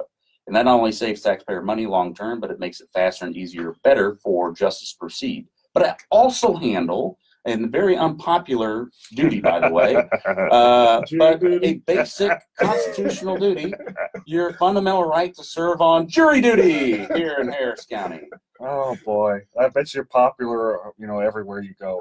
Unpopular for somebody in Harris County at least once every 3 years. Now you'd be surprised how many people want to serve and want to be on a jury. And as time goes forward, we're going to continue to implement technology to make that faster, easier, better as well. The other major function that we do, by the way, that most people don't realize is we do passports. Well, that's excellent. We're going to take a quick break, and we're going to come back and talk about a lot of great stuff with Chris Daniel. Thank you guys for tuning in. This is Eric Dick and Philip Paul Bryant's wingman. He's wingman in it today. Thanks, guys. Yeah, I'm still learning the triggers. She was trying to tell us I wouldn't. Now, and then we can keep talking about the flood. We can talk about how. Yeah, we'll talk about the flood for a while. We got a bit of time. I wanted to kind of go into some other stuff. They want me to talk about Prop B, which I want to talk about Prop B anyway. And then we can talk about some political stuff too. Like I liked what was going on with Patterson and Bush. I think that's kind of interesting. At least deserves discussion. Sure. We'll just run into it. And we got a good Facebook Live audience going.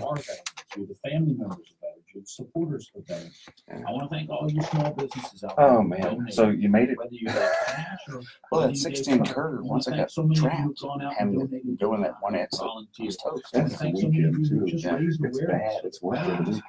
With PTSD, have a place to go. So they let you in. They just let you right in. It's 877-717-PTSD.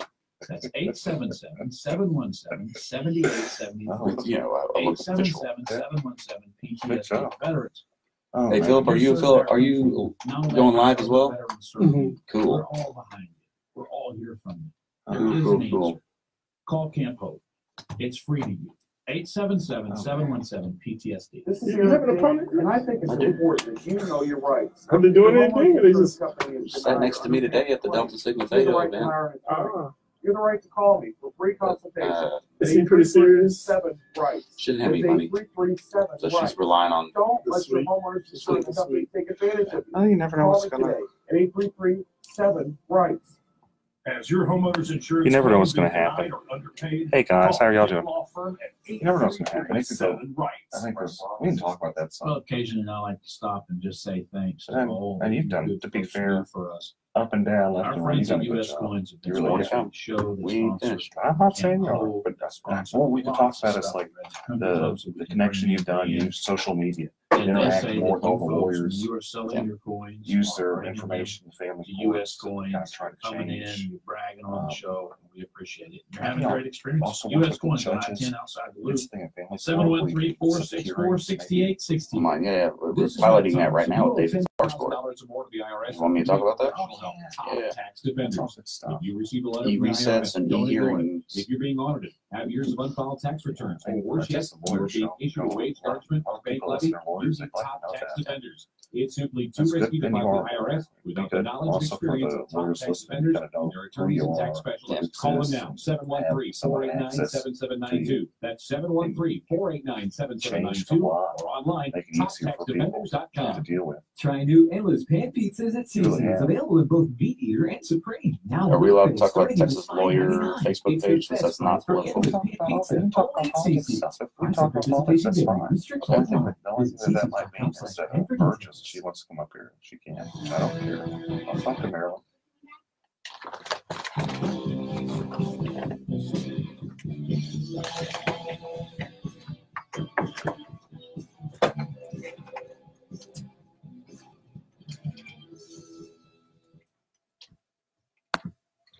What? They're looking at me. What are you guys trying to tell me? Should we be talking right now? No, I was just playing on the internet, talking to all my friends on Facebook. That's what I was doing.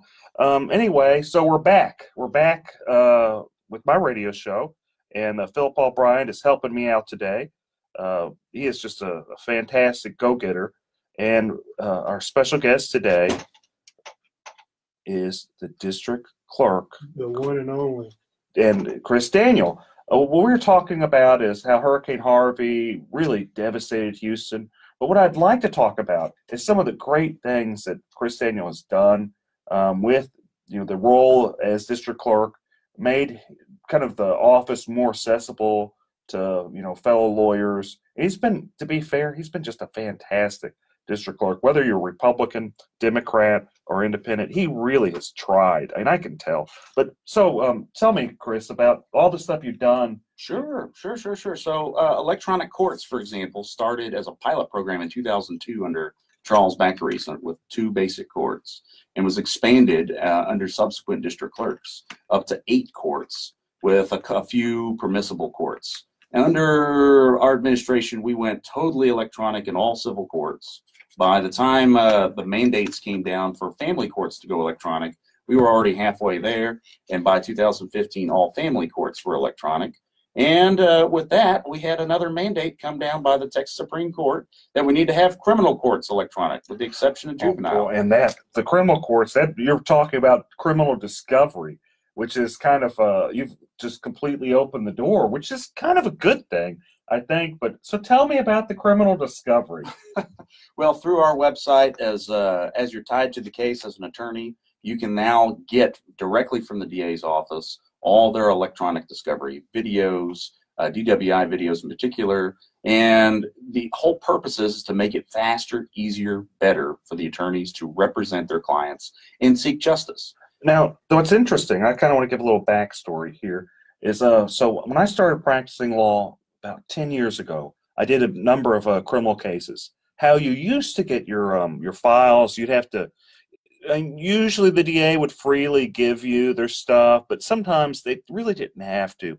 And you could serve them discovery. So you couldn't just mail them that. You'd have to go to the court, you know, kind of file something at the courthouse. So you'd have to either wait for a hearing or actually drive down there, file this stuff. And it was really kind of a pain.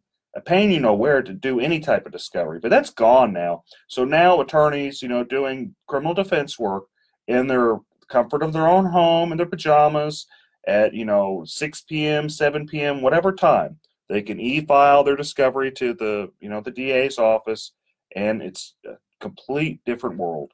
And we aren't, you know, we may have been. Are there other counties that do this? No, in fact, Fort Worth and Dallas were trying to do something along these lines, and the best they could do was get the charging instruments online. Which is also part of our ongoing process, because not only did the Supreme Court mandate that something be filed electronically into the case, but we recognized that to be totally electronic, we had to have all facets of justice electronic. That includes e-warrants, e-subpoenas, e-citations, and so on and so on. So I just want to kind of step back. You're saying no other county in Texas out of the 254 counties does electronic discovery for criminal cases? Not that to my knowledge. Most counties are accepting electronic filings per se, and then going behind the filings back and printing it out on a printer and sticking it in the paper file, which defeats the whole purpose of electronic filing. The goal is to not only be faster, easier, better, and more indexed so that the attorneys can do a basic Google search on their own case and find rapidly what they need to represent their client, but to save taxpayer money. And be environmentally friendly as well. Well, that's a token benefit, because when you're saving trees, you're also not having to pay for all that toner and printers and paper and so on and so on, plus personnel. Well, it just makes basic sense. Easier access to justice, costs people less money. But it's also a safety issue. When we implemented e-subpoenas, that saved 32 positions for the sheriff's office to then put back into the courtroom as bailiffs that no longer had to process subpoenas, because it was a automated electronic process. And that came vital, especially after Harvey, where we were doubled up in the courthouse. Well, that's fantastic. Yeah, you've really done a good job there. So how about like where you've tied in social media to the district clerk's office? Why don't you talk?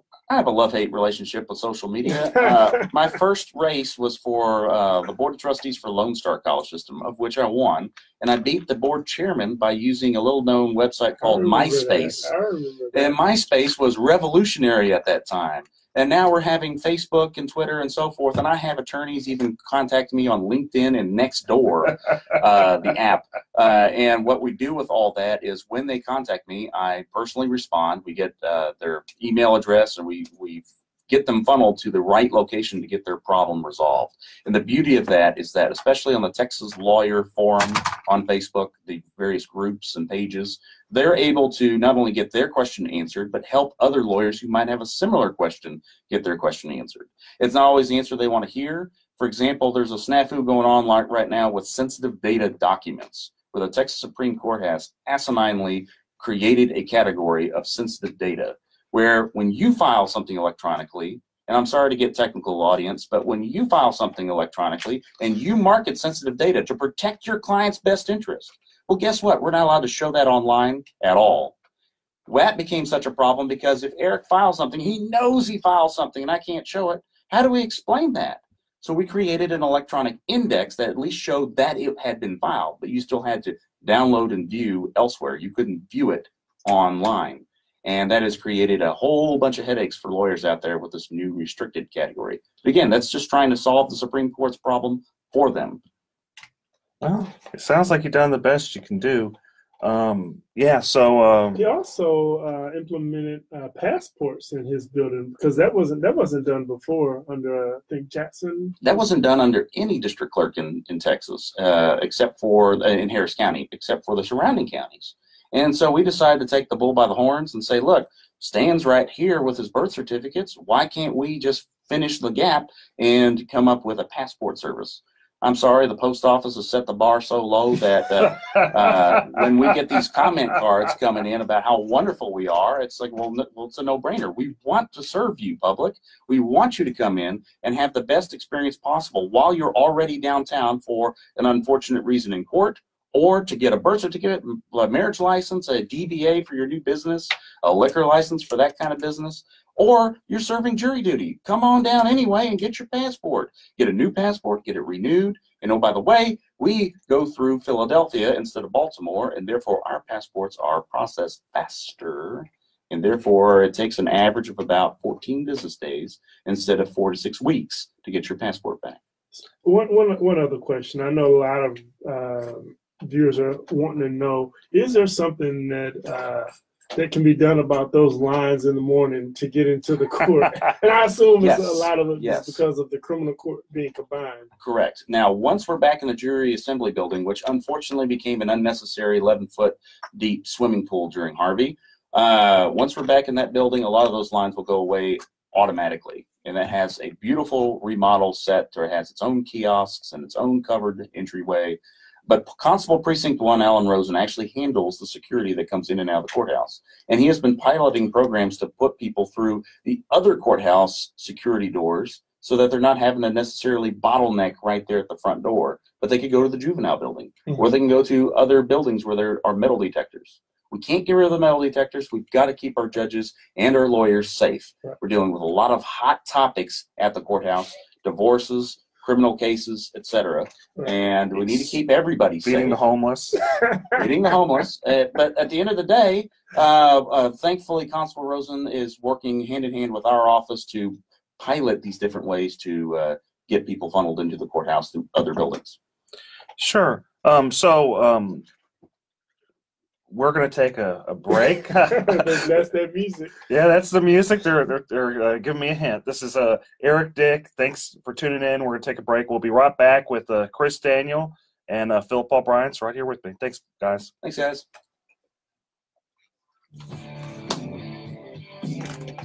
Too fast? Too much? No, that's fine. Wasn't too technical, was it, Brian?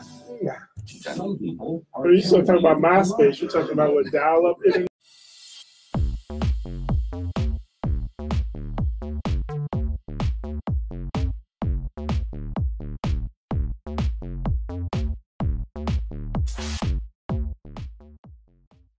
Hi, this is Eric Dick, and I think it is important that you know your rights. If your homeowner's insurance company has denied or underpaid your claim, you have the right to hire an attorney.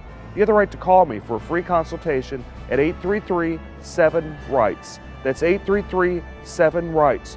Don't let your homeowner's insurance company take advantage of you.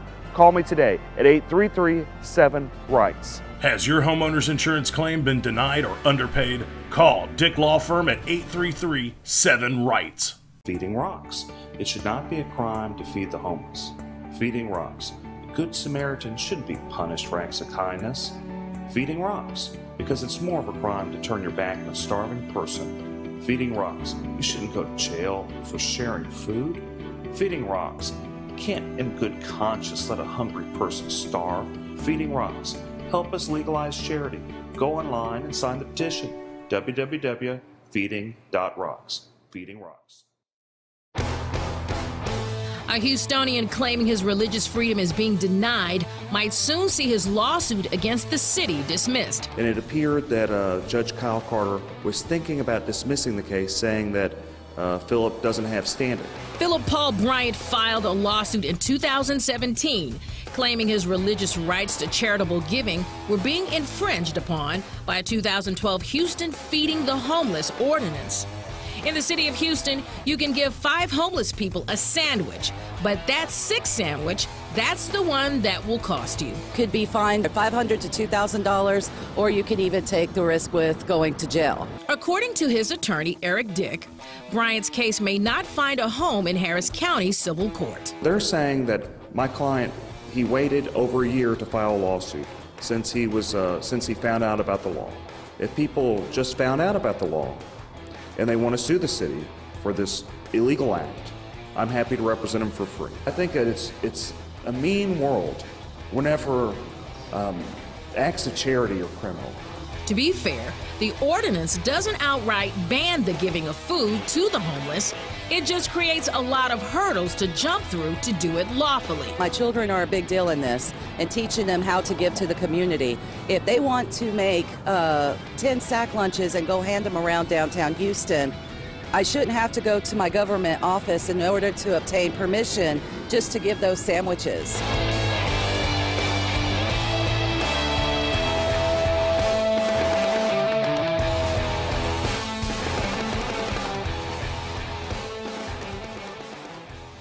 Have you suffered property damage and had your insurance claim denied?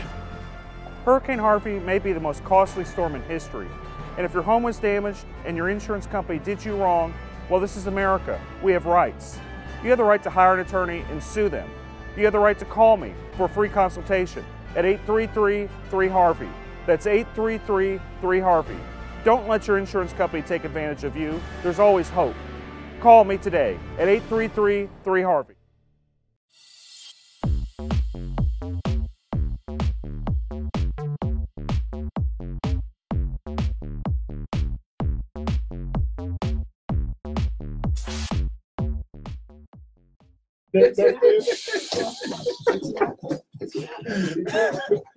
Tom was a fan, man. You just told me to close your Monsters account, by the way. Is it still up? I thought I deleted it. I deleted it 10 years ago. Oh man, I never had a MySpace. That was for musicians.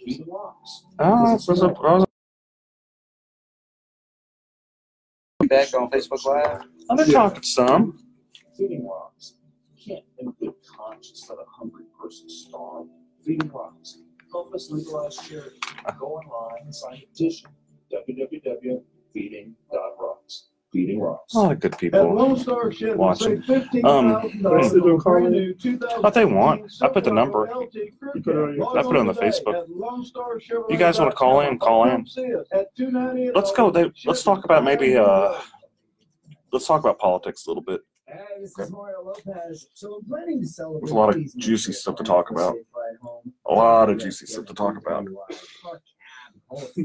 Just say that I don't drink and drive. It's just not worth it. Because the DWI would cost you up to $17,000. We had the Lincoln today in the Justice Spotters Parade. You would also lose your license. So plan We're talking about for the Monopoly car that we use in all our parades. Go to jail. So message from TechStop. And I had a parade today. I had a block walk kickoff, and I had the Scandit forum. And now y'all just hustling. Hustling. It is grinding. Hustling. Getting up till what, 7 in the morning, run around. You talking local, state, or national politics? I want to talk about Jerry Patterson, where he's a Republican and he endorsed George B. Bush's opponent. And the reason why and all that, I think that's kind of interesting. Because at least people were talking about that. I'd also like to talk about a lot of people are upset that Willie Nelson's playing for Beto.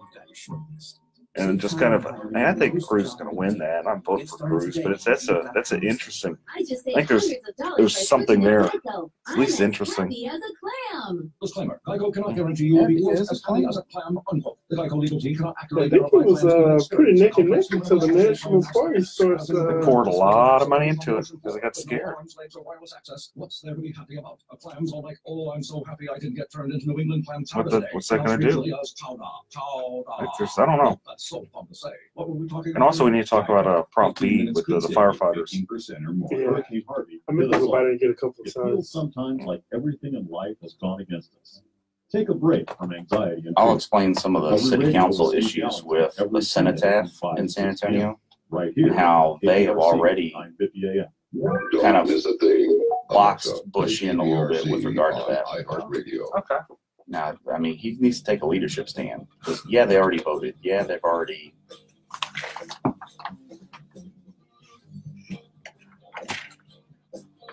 I think they're hey guys, I'm back.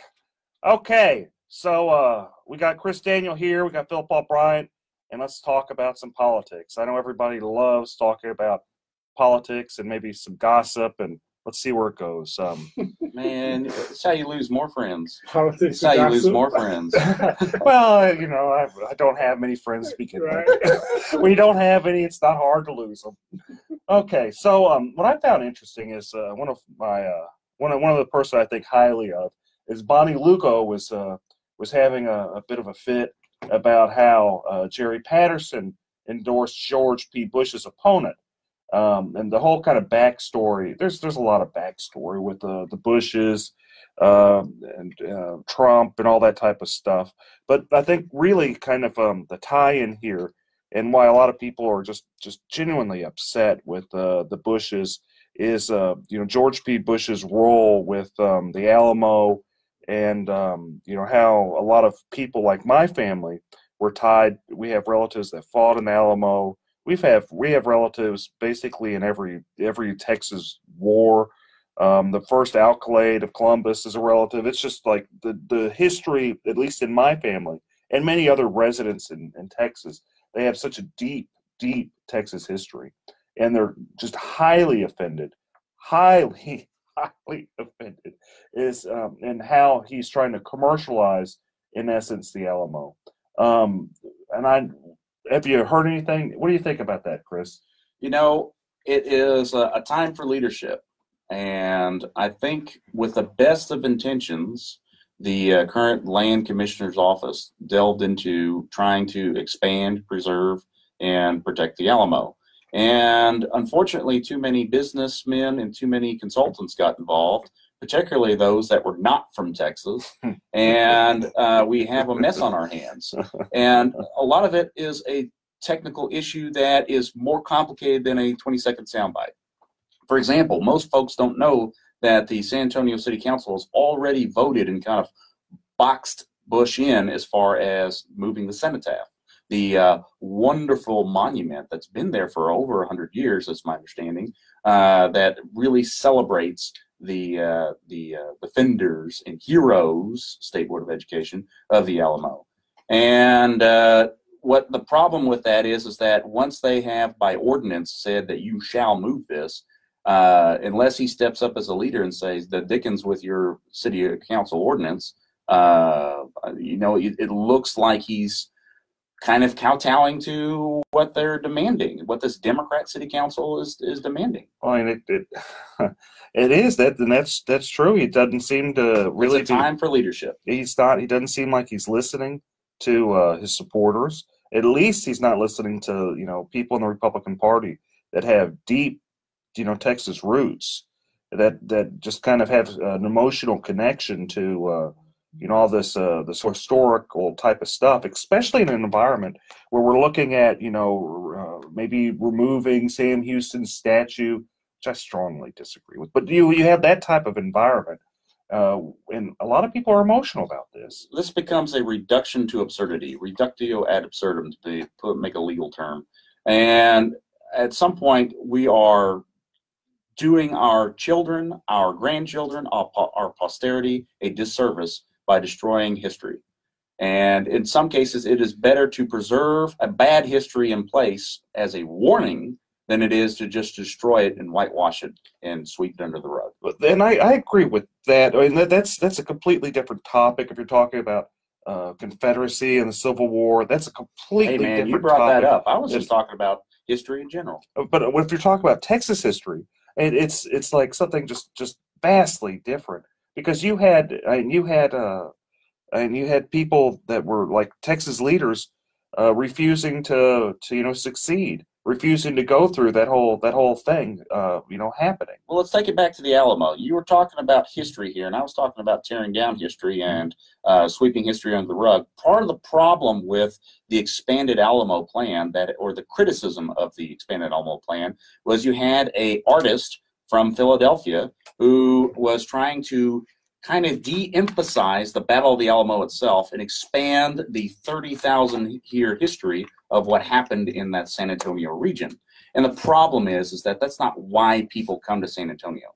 They don't come to San Antonio even to find out more about the Rough Riders, who were trained in the backyard of the Alamo, who were key and vital to not only the future of President Theodore Roosevelt, but also the Spanish-American War. They come because of the Battle of the Alamo, the icon of the battle. And for an outside Yankee to come in here and basically de-emphasize the purpose of people coming to the Alamo and expanding it the way that he did to increase the emphasis on 30,000 history, that again is you're not communicating to your Texas base, you're not communicating to your outside visitors who come to this UNESCO site, and your folks that want to know more about why Texans are this independent, can-do spirit. Yeah, I agree. And it's bad news whenever you're messing with the Alamo. And it can't get any more Texas than the Alamo. People jump up and down. They have a strong emotional connection. But how about the fact that Jerry Patterson, a pretty well-known, in a lot of different pockets of the Republican Party, you have him actually endorsing a Democrat, which is a big no-no. But and what do you think about that? I think he's making a statement. He must also be aware that he's never going to run for office again, because when people cross party lines to endorse Democrats, particularly in a race that's clearly going to be won by the Republican, you're committing political suicide. So he must firmly believe that this is his hill to die upon, and that he is going to try to make a statement to all that the handling of the Alamo has not been the way that he would have handled it, and that with the best of intentions, more leadership needs to step up to get the show on the road to protect Texas history. I'll just be upfront. I can't vote for Bush, and I don't think I can vote for the Democrat either. But there's no way I'm going to vote for George P. Bush. Just no way. I think too many of my family members would be upset with me, both living and deceased. But so do you have any opinions on the Alamo, Philip? Yeah, well, I think I was more concerned. I won't say concerned. I don't necessarily accept the fact that it would be political suicide to step across the aisle. I think in our PAC, Houston Area Coaching PAC, we do this on a regular basis. I think you have to judge and look at the candidates for who they are, That's what fair. they stand for, their That's background, some of their vision as well. Because I know Democrats that love Chris Daniels. That's true. That's true. And it's not necessarily because he's a Republican. It's because they think he knows what he's doing. They believe in the direction he's taking the district clerk's office, and it also works on the other side as well. Republicans just can't vote for someone just because they're Republican. Democrats can't vote for someone just because they're Democrat. I know we say it every election cycle, and I know every election cycle they go in and they just click that straight ticket candidate. But I think we have to go down ballot, look and see exactly who's on the ballot, what they're standing for, and a lot of it is kind of hard because you got 70 or 80 different elections, just for the judges, and then you got 75 judges on the ballot. We set the Guinness Book of World Records at one point for having one of the longest ballots in North America. Right. So I know it's difficult to do research on a couple hundred candidates just to go vote, but it's our civic duty. People sacrifice for our right to vote and sacrifice to get there, and it does them justice because these people do affect our daily lives, whether we like to admit to it or not. Well, to be fair, I don't disagree with anything you just said, Phil. I just think that for Jerry to make such a bold statement in a statewide race, he must think that he's not going to run for anything in the future. Now, there's a maxim that my favorite state rep from Kingwood has to say, Dan Huberty, which is if you're explaining, you're losing. And where George P. Bush has himself in the corner right now is that in order to explain this very complicated and very hot topic of the Alamo and where its future is going, he has to go very detailed into a lot of technicalities that the listeners aren't willing to take the time to read about or listen to about. And when you're explaining, you're losing. So we're talking about statewide races. Let's go to another race that's kind of a bit controversial, is the Ted Cruz versus Beto. And I find that interesting. You have the National Party, you have Trump coming down supporting Ted Cruz, but you also have Willie Nelson, who's having doing some stuff for Beto. You have a bunch of national money from the Republican Party being poured into Ted Cruz's race because there's genuine fear that he may lose the race. I kind of am. I doubt it, but there is truly genuine fear around a number of pockets. And you also have the polling kind of tightening. One poll at least had it one percentage vote away. Some others 4 or 5, points away. Philip, why don't you start off? What do you think about that? I think it's a referendum on Trump. I think Ted Cruz and Donald Trump are, I wouldn't call them best friends or second best friends in the whole wide world, but they're pretty aligned as well as some of their politics. And so for this race to even make the headline is, you're right. I definitely think that the numbers show that a Republican, whether it be Ted Cruz or whoever, the numbers show that should be a Republican seat. But for it to even be close or to even be a part of our conversation just shows you that not necessarily Ted Cruz, but in my opinion, his connection to Trump, I think is more so a vote against Trump in that particular seat, in my opinion. And I get them emails from the Democratic Party, the Harris County Party, and so I see the angle they're using as far as fundraising and get out the vote efforts, and they're making that connection. But what about like the play that Ted Cruz isn't a likable person and that Beto is a much more likable person, a nicer person? And do you see that a little bit more charismatic? I see that being pushed, and I'm not saying I agree or disagree with that. I just see that being pushed. What do you think, Chris? The reason why the National Party is concerned about this race is they're seeing what I'm seeing, where Beto has a rally in Grimes County, Texas. You know what's in Grimes County, Texas? Bunch of cattle and a company that builds the most drill pipe in North America. That's it. And here you have 400 people show up to a rally in Grimes County, Texas. When you have that kind of phenomena occurring, even if it's just every Democrat, it was 400. It is amazing to see that this enthusiasm is going on across the board, and that's why people are scared about what's happening with Beto. That's why they're concerned. We'll dig more into it in just a minute. We're going to take a quick break here. We'll get back on that and maybe finish up with Prop B. Yeah. Jeez. I think it's good stuff. Just people are fascinated by it. It's good stuff to talk about. You don't think so? I think it's well. So what I'm going to lead into about Beto is how he's basically using Trump tactics to define the race, and how Ted has waited too long to take control. Well, winding people up, get along and live. I don't know what's going to happen with that. I think it's more fascinating than anything. It's that time of the year. Well, then I'll follow that with getting technical about straight ticket voting and how that's true. Beto is a threat. Because if a Republican votes for Beto and they don't do the normal thing where you pull the lever and then change a vote, then they're going to have to vote all the way down the ballot. And after 75 judges, they may just forget to vote for their county judge. About 2 years from now.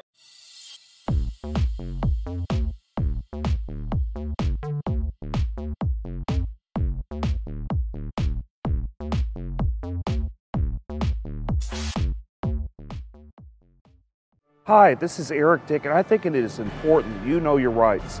If your homeowner's insurance company has denied or underpaid your claim, you have the right to hire an attorney. You have the right to call me for a free consultation at 833-7-RIGHTS. That's 833-7-RIGHTS. Don't let your homeowner's insurance company take advantage of you. Call me today at 833-7-RIGHTS. Has your homeowner's insurance claim been denied or underpaid? Call Dick Law Firm at 833-7-RIGHTS. A Houstonian claiming his religious freedom is being denied might soon see his lawsuit against the city dismissed. And it appeared that Judge Kyle Carter was thinking about dismissing the case, saying that Philip doesn't have standing. Philip Paul Bryant filed a lawsuit in 2017 claiming his religious rights to charitable giving were being infringed upon by a 2012 Houston Feeding the Homeless ordinance.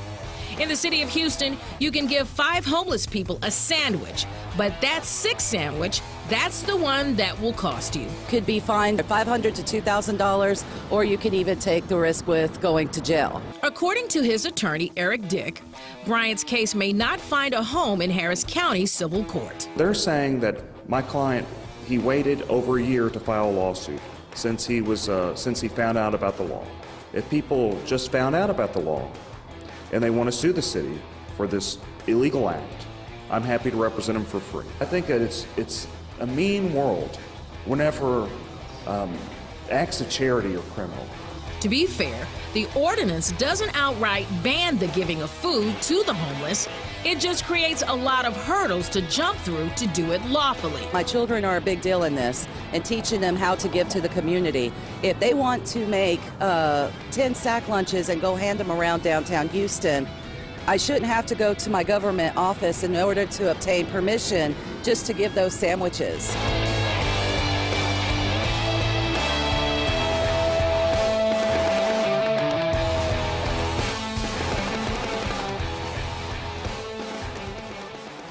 Feeding rocks. It should not be a crime to feed the homeless. Feeding rocks. A good Samaritan shouldn't be punished for acts of kindness. Feeding rocks. Because it's more of a crime to turn your back on a starving person. Feeding rocks. You shouldn't go to jail for sharing food. Feeding rocks.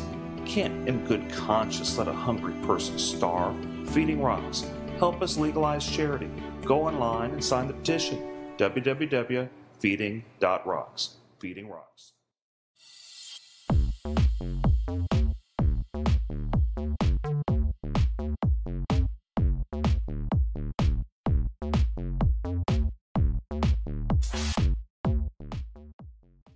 That's going to happen in 2 years They from now. know That's how to right. deal with the IRS. That's right. And frankly, you don't.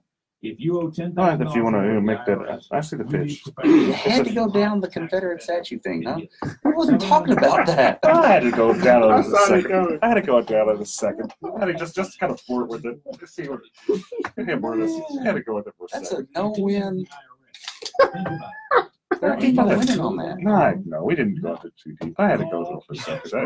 You know, I'm a sucker. Just the salt is just blowing up your phone as we speak. And I think it's important that you know your rights. If your homeowner's insurance company is denied or underpaid your claim, you have the right to hire an attorney. You have the right to call me for free consultation at 833-7-RIGHTS. That's 833-7-RIGHTS. Don't let your homeowner's insurance company take advantage of you. Call me today at 833-7-RIGHTS. Has your homeowner's insurance claim been denied or underpaid? Call Dick Law Firm at 833-7-RIGHTS. Hurricane Harvey hit us all. It feels sometimes like life has gone against us. Take a break from anxiety and fear. So we had a 2-week break. Yeah, we'll be back on this more. It's kind of fun. Right. How long's your show? Just an hour. Oh, we're almost gone. You wear many hats. The That's all right. new business Finish it up. The buying toner for the About 12 more minutes. The sifting through tons of resumes hat. You can throw away that last hat. Yeah, it is. I just don't think I have the commitment or energy to do much more.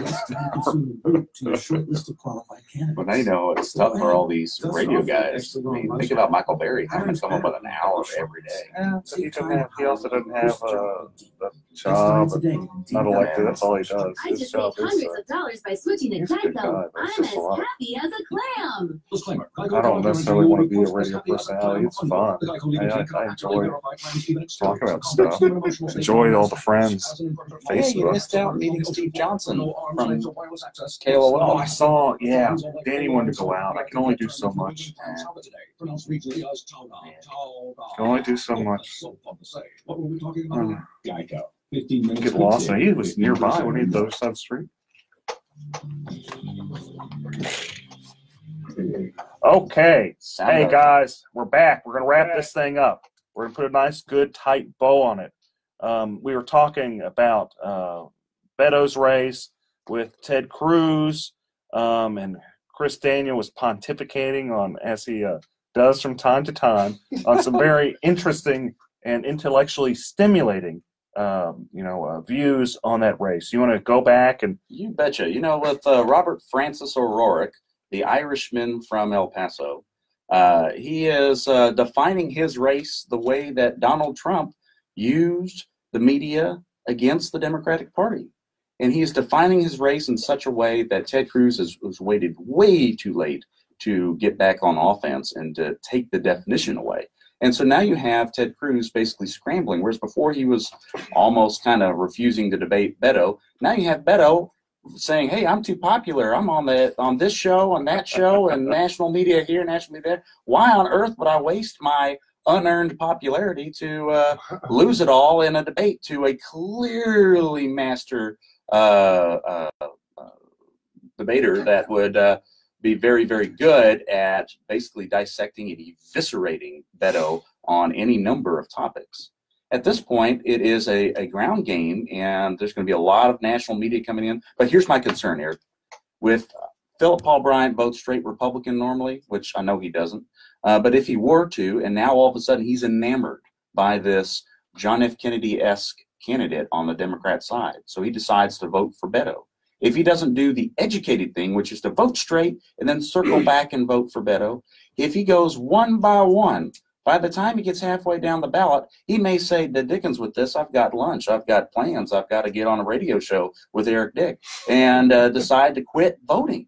And then he might miss our wonderful county judge. He might miss the district clerk's race, the county clerk's race, the county treasurer's race. He might miss voting for the propositions. And that is a terrible thing, because that is what the party fears, is somebody is going to be enamored by Beto and say, well, I love Greg Abbott. Yeah, I love all these other races, but I'm a little tired because I forgot to vote straight and then circle back and change a race. I hope they forget George P. Bush. If they are going to forget anybody, they need to miss that one. Let's kind of what do you think about this Prop B? A lot of people have been talking about Prop B, and I love the firefighters. I can't help but want to support them, and I do support them in Prop B. But Chris, what do you think about Prop B? As a non-resident of the city of Houston, it would be a shame for me to communicate on this, but I'll go ahead anyway. I'm basically supported by the base of both sides. I'm openly endorsed by HPLU, full disclosure, and I hope to get the endorsement of the firefighters union as well, because I'm already endorsed by the rest of their AFL-CIO brethren. At the same time, I understand why we got to where we are. We're in a situation where the cops have been basically screwed with by the various mayors since Mayor Lee Brown. And these issues didn't go away. And so they came up with a legislative solution to help them. They invited the firefighters to the table, but the firefighters had their own program going on and their own plan. And whether that was a good plan or not as good of a plan, whether they should have played nicely with the police officers or not, is water under the bridge, because now we're at this point in present time. And they have decided to take this to the people as a legislative solution instead of going to the Texas House like the police officers did. Whether that's the best plan or not, again, I don't live in the city of Houston, so it'd be dishonest of me to go further, but I want the folks listening to understand that we arrived at this because of a lack of leadership at City Hall. Period. It's not Sylvester Turner's fault. It's not Anise Parker's fault. It's not Bill White's fault. It goes all the way back to Mayor Lee Brown. I think it goes before that, but I don't think it. I think, okay, let's kind of take a step back. You've got firefighters making $27,000 a year, which is not very much. How much? $27,000 a year. Is that starting or added? That's starting. Wow. You start at $27,000 a year. And I know there's arguments, okay, they only have to work 2 days a week, but they have to work 24-hour shifts on those 2 days a week. Good luck finding another job. And sure, they have benefits, but you talk about a job where you're running in a fiery building. I think people need to, whenever I ran for mayor, every time I've ran for city council, I've always followed Orlando Sanchez's, motto. Pick a few things, do a good job at it. Public safety, infrastructure, basic city services. That's where you want to spend your money on. Under public safety, you break that down. That's the firefighters. That's the police officers. We want them to do a good job. We want them funded to do a good job. And though I love parks, and I live next to a park, ride my bike on a park, I'd rather be safe and have firefighters, come to my house. Hey guys, remember I support you whenever my house is on fire. Remember, I support you. I'd rather them come to my house and make sure we're safe, make sure my daughters don't burn up in the house, because that would break my heart. And that'd break almost anybody's heart if their house, burns down. But my point is this. If we're talking about being, conservative, at least fiscally conservative on, with the city of Houston, spend the money where we say we're supposed to spend the money. Spend it on the firefighters. Take care of the firefighters because we need them. At the minimum, if people are, feeling spiteful towards Sylvester Turner, it's kind of a spit in the face to vote for, this, because it limits, it kind of forces Sylvester Turner to spend more money on the firefighters. So I strongly support it for a very, very, very large amount of reasons. Some of them, full disclosure, my dad was a firefighter, a captain and a senior captain at a number of, I think, two 66s and 67s. So I'm just inherently biased towards firefighters. But on the other hand, as a Republican, as a conservative Republican, I can't help but, it's one of the things we should be doing. Philip, what do you think about that? Yeah, I definitely think that you have to support the firefighters. And I think they're just basically asking to be on par with their counterparts at the police department, if I'm not mistaken. So you have to support the firefighters. If they need raises, give them a little extra money. I think initially were asking for 3%, but they just were just backlogged from prior years that now they're asking for a larger percentage to try to make up for past years. And if that sends the city, puts the city in a position where they don't necessarily have the revenue to cover it, then that's going to force them to look at other programs and other possible wasteful spending to try to accommodate for that. And so I support the firefighters. I think there also is going to be another proposition about the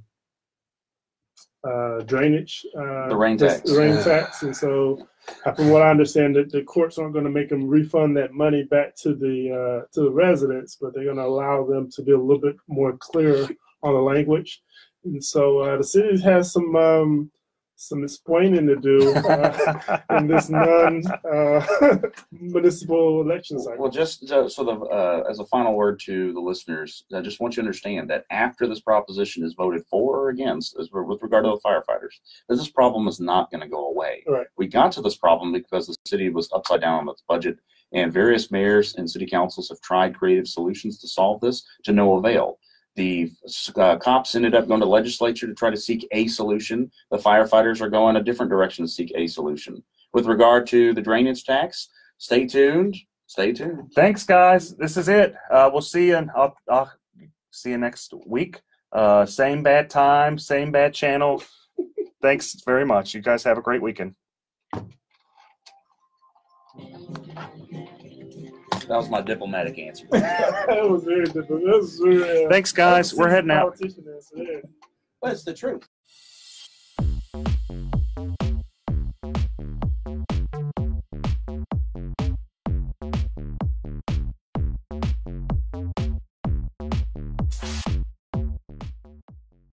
Feeding rocks. It should not be a crime to feed the homeless. Feeding rocks. A good Samaritan shouldn't be punished for acts of kindness. Feeding rocks, because it's more of a crime to turn your back on a starving person. Feeding rocks, you shouldn't go to jail for sharing food.